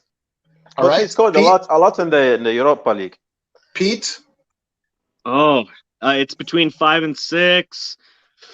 I'm gonna go 5. Rohit? 4. Laert? I think Lucas Googled it, so I'll say 5. Actually, you guys are all wrong. It is 5. It was 4. No, it's 5. And, I got that. Yeah. You got it. Wait, you said 6. I said 5. Oh, you said 5? All right, guys. So, bonus question: how many goals in the Serie A? How many goals in the Europa League? Quick. 2 in Serie A, 3 in Europa League. Nice. Well done. What team did Very he good. score against? He scored against Sparta, Celtic, Sampdoria, Napoli. And then there's a third one I can't think, but I know there's another one in the Europa League. I just can't think of it. That's what even I was thinking. Here we go. Oh, all right. So I'm definitely going to Celtic 2 goals. Yes. Celtic 2 goals. Okay, the Both- youngsters they know the answers of this. The youngsters are Both ready legs. for Auge, Krunic, and all these players. I'm almost 32 years old, Mert. Listen, if you ask me who was the right back against Manchester United in 2007, I can tell you that answer. Not exactly. Those are the questions. Who was playing as a number 10 against Udinese in 1999? Or who was the right wing? No. If you ask me, we'll make it more difficult next time. I'll give you that, Mert. If you ask me who played as a striker for 1969 final, I'll tell you. Well, I know the answer to that question actually. Who was it then? Gianni Rivera. No. 69? It was not Rivera? 69. No. The striker, the center forward, number 9. That's when he won the golden ball. Altafini? In 69 was Rocco Siffredi. I know Prati was the winger. The center forward was either Altafini or Rivera. The center forward was Capello. No, Capello was a midfielder. Capello was a midfielder. So what is it? It's Angelo Sormani. Sormani. Oh my God. I watched all the documentaries a million times, and it's hard to remember. Guys, we have a question from the chat. Golden buzzer question. What is Krunic's birthday? Considering his confidence and his charm, I think he's born in August for sure. April 1st. April 1st. That's a good one. December 4th, like Jay-Z. April 1st is a beautiful answer. Look, Isbro, we don't know. You got to tell us. 32nd of December. 32nd of December. Anyway, guys, that was all the quiz. All right, next time I'm going to proof check him a million times before doing that. But some of you guys got these. Should I make him harder next time? More difficult? If you want a harder question, I can give you a harder question. All right, let's do it. Let's do a hard question, guys. We have 10 minutes left. 10 minutes left.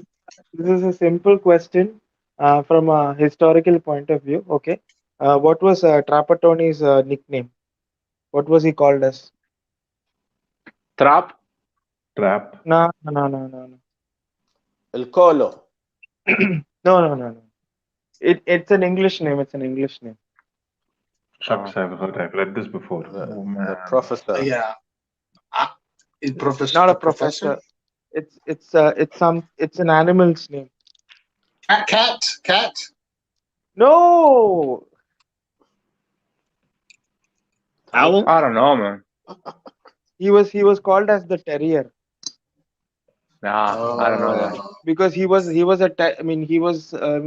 very what do you say, Gattuso kind of midfielder. He always used to, used to hassle a lot of his opponents. So he was called the terrier.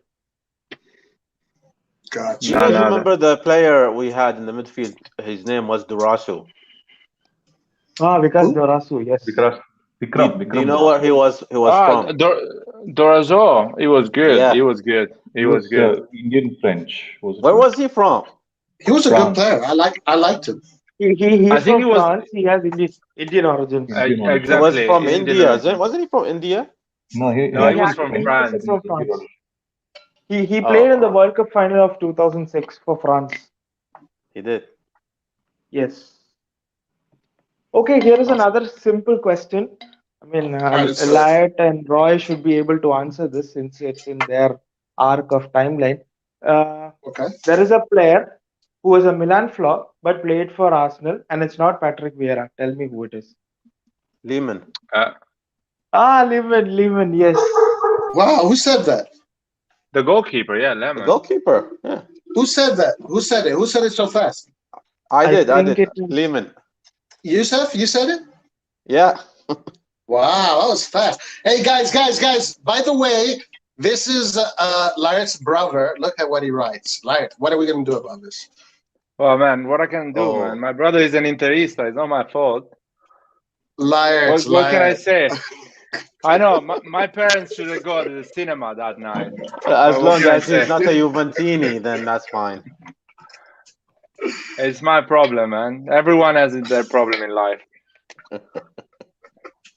But like, what happened was like, what happened between you guys? Like, did your parents prefer him more? Prefer you more? My dad is a Milanista, and my brother was a Milanista at the age of 5, because we were all Milanisti. But he started to play football with his friends, at the academy. And at that time, Inter had Adriano as a player. So all the kids loved Adriano. Every kid at that time was buying the Adriano shirt because Adriano was the biggest player in Serie A.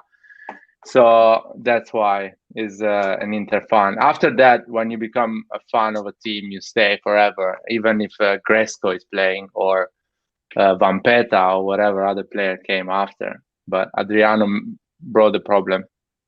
And by the way, my brother, when he was a kid, he had a strong left foot, so kind of Adriano type. So that's why. Now you can go and fuck off.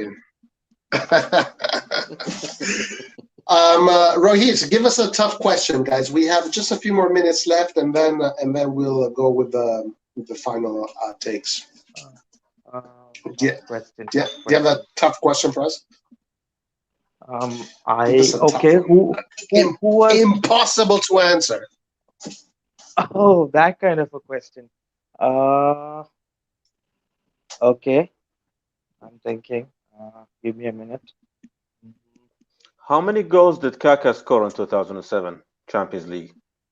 9. 14. 10. 9 or 10. 10. Yeah, that's right. 10.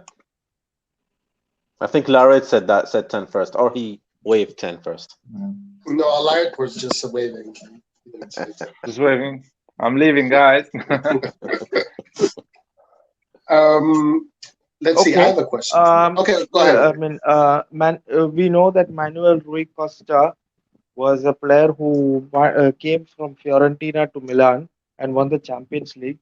Who was the first player to do that? I mean, who came from Fiorentina to Milan and won the Champions League?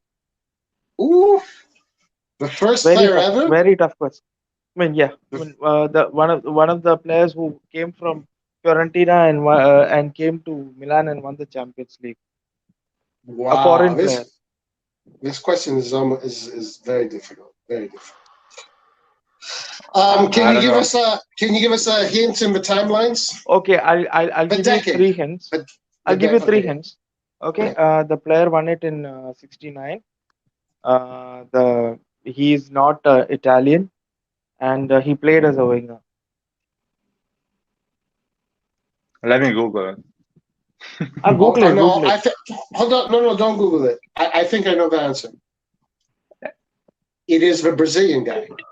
No, it's not a Brazilian guy. Oh, shit. Somebody's saying Borgonovo, but I think it's Italian. And Lucas says it's not Italian. Maybe I'm wrong. Roy Levari. Lucas says Roy Levari. No. What nationality is it? If I give that away, then it's very easy. Not for everybody. Who here knows the roster of the 69 team? No. Give us the nationality. Not me. I wasn't alive.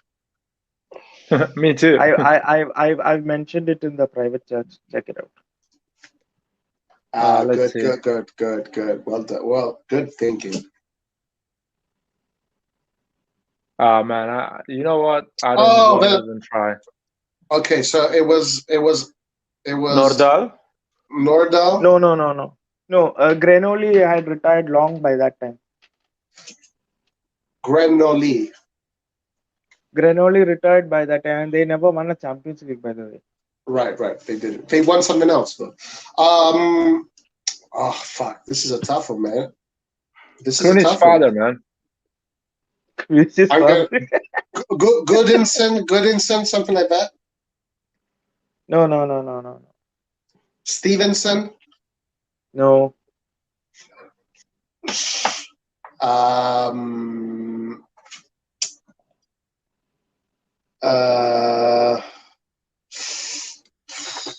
No one knows. Let's give up, man.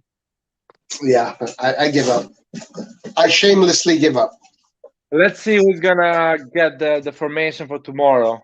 Let's the starting 11 of tomorrow. Let's see who's gonna get the it. worst part of this is as soon as you say the name, I'm gonna be like, "What the hell? I knew that." What's the name? Rajat bhai, do you know the answer? Man, I'm not that far back. Sorry. What's his first name? Tell me his first name. First name, I'll mention it in the private chat.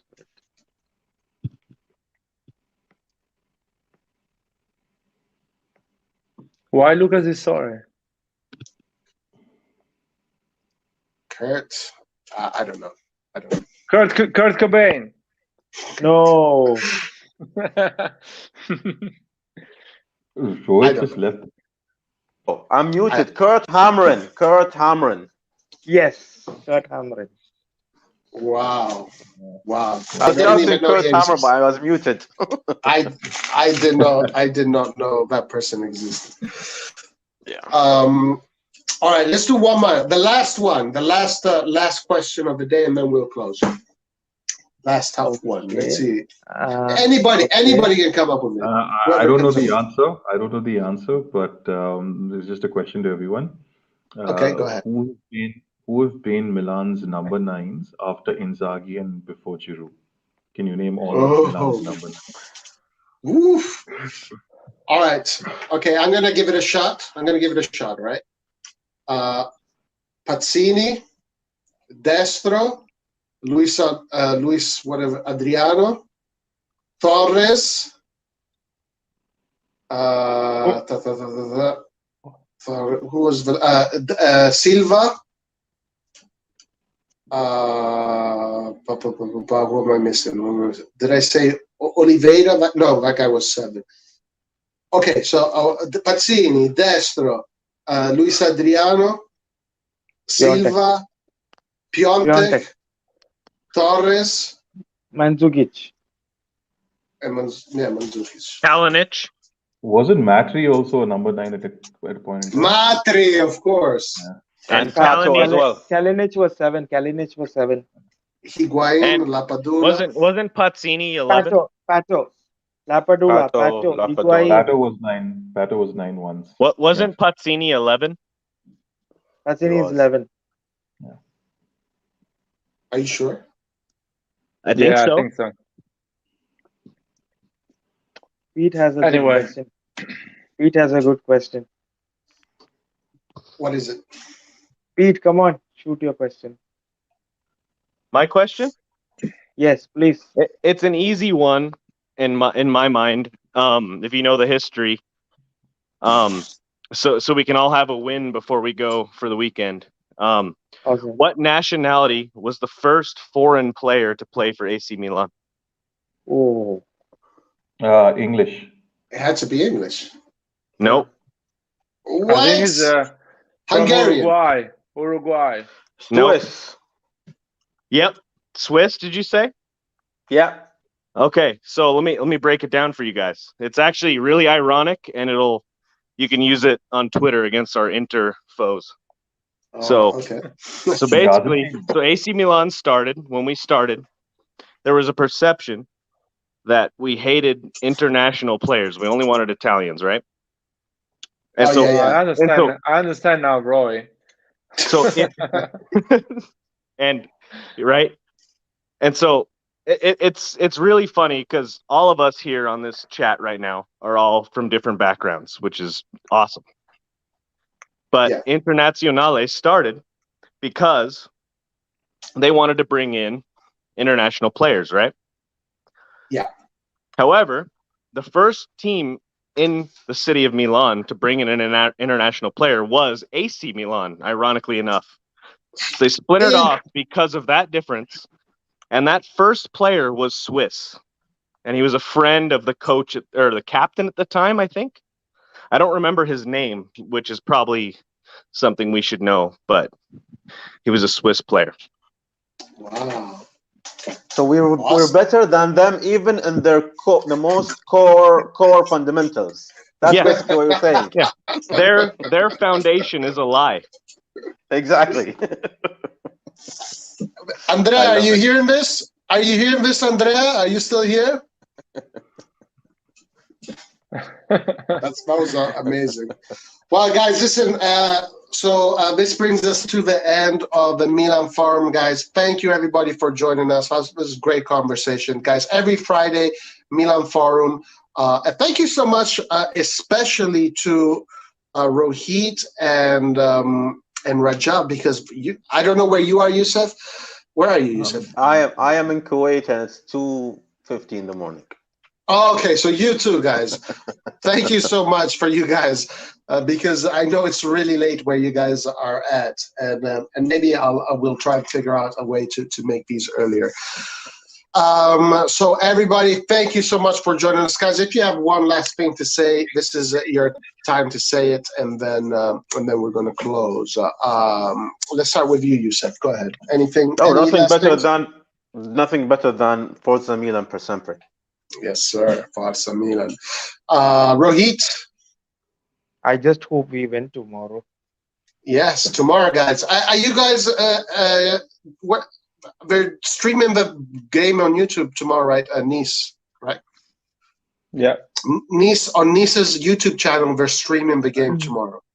Does anybody know what time the match is? At least at CET or whatever your time is. Is 7:30 GMT, so 8:30 CT. I think it's 6:30 GMT.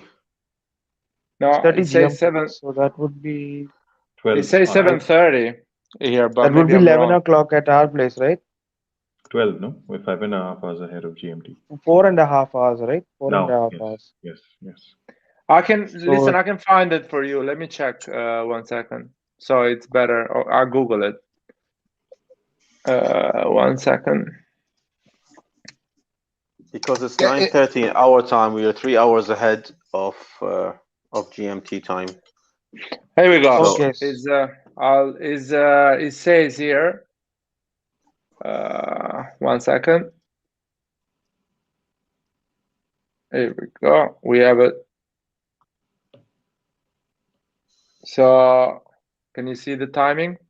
Yeah, that's the Central European time, which is an hour ahead of GMT. Okay, 9. That's Are you sure? Because my laptop UK is on GMT, so it's not 19. No, it says all times are in United Kingdom time because they are in the summer time now, so it's two hours. 7:30 in UK. Yeah. So 12 o'clock in India. 11:30 here. Yeah. Okay, awesome. Yeah, guys, unfortunately, we're not doing a watch along for that, but we are going to be doing a watch along for all the other friendlies. Valencia, no, not Valencia. Valencia, no, yeah, Real Madrid, Valencia, and another one. Panathinaikos, yes. Because the next friendly is on a Monday, and then another one is on a Wednesday, so those are all good days to do. All right, Pete, last words of the day. What do you want to tell the peeps? No, then I just want us to watch. I think the friendly tomorrow is the most important, if not, I mean, it's the second most, if not the most important one, just because of the coach we're playing against, because of those Europa League matches we had last year against Lille. So let's watch that, and we can make some judgments. Let's not make serious judgments in friendlies like we like to do. let's leave that for the season, and we still have a whole month before the transfer window ends. So let's all be really patient, and see what happens. We got a lot of time left. All right. Raj, last words. It's been my first time on the forum, so I just want to say it's been a blast. Thank you. It's been Hey, fun. thank you for coming, man. Loved your presence. All of you guys loved your presence. So thank you. Those are my last words. Thank you so much for this. All right. Thank you, Raj. Thank you. Laert, well, I hear too much of you, so I'm not even going to ask you, Laert. Yeah, Forza Milan, man. And I think we're going to win tomorrow. I have that feeling we're going to win. Oh, good. Let's do predictions tomorrow. What are your predictions, Laert? I think we're going to win 3-1 tomorrow. 3-1. Raj? I think we'll lose 2-0. Lose 2-0. Pete? 2-1. 2-1 for us or for them?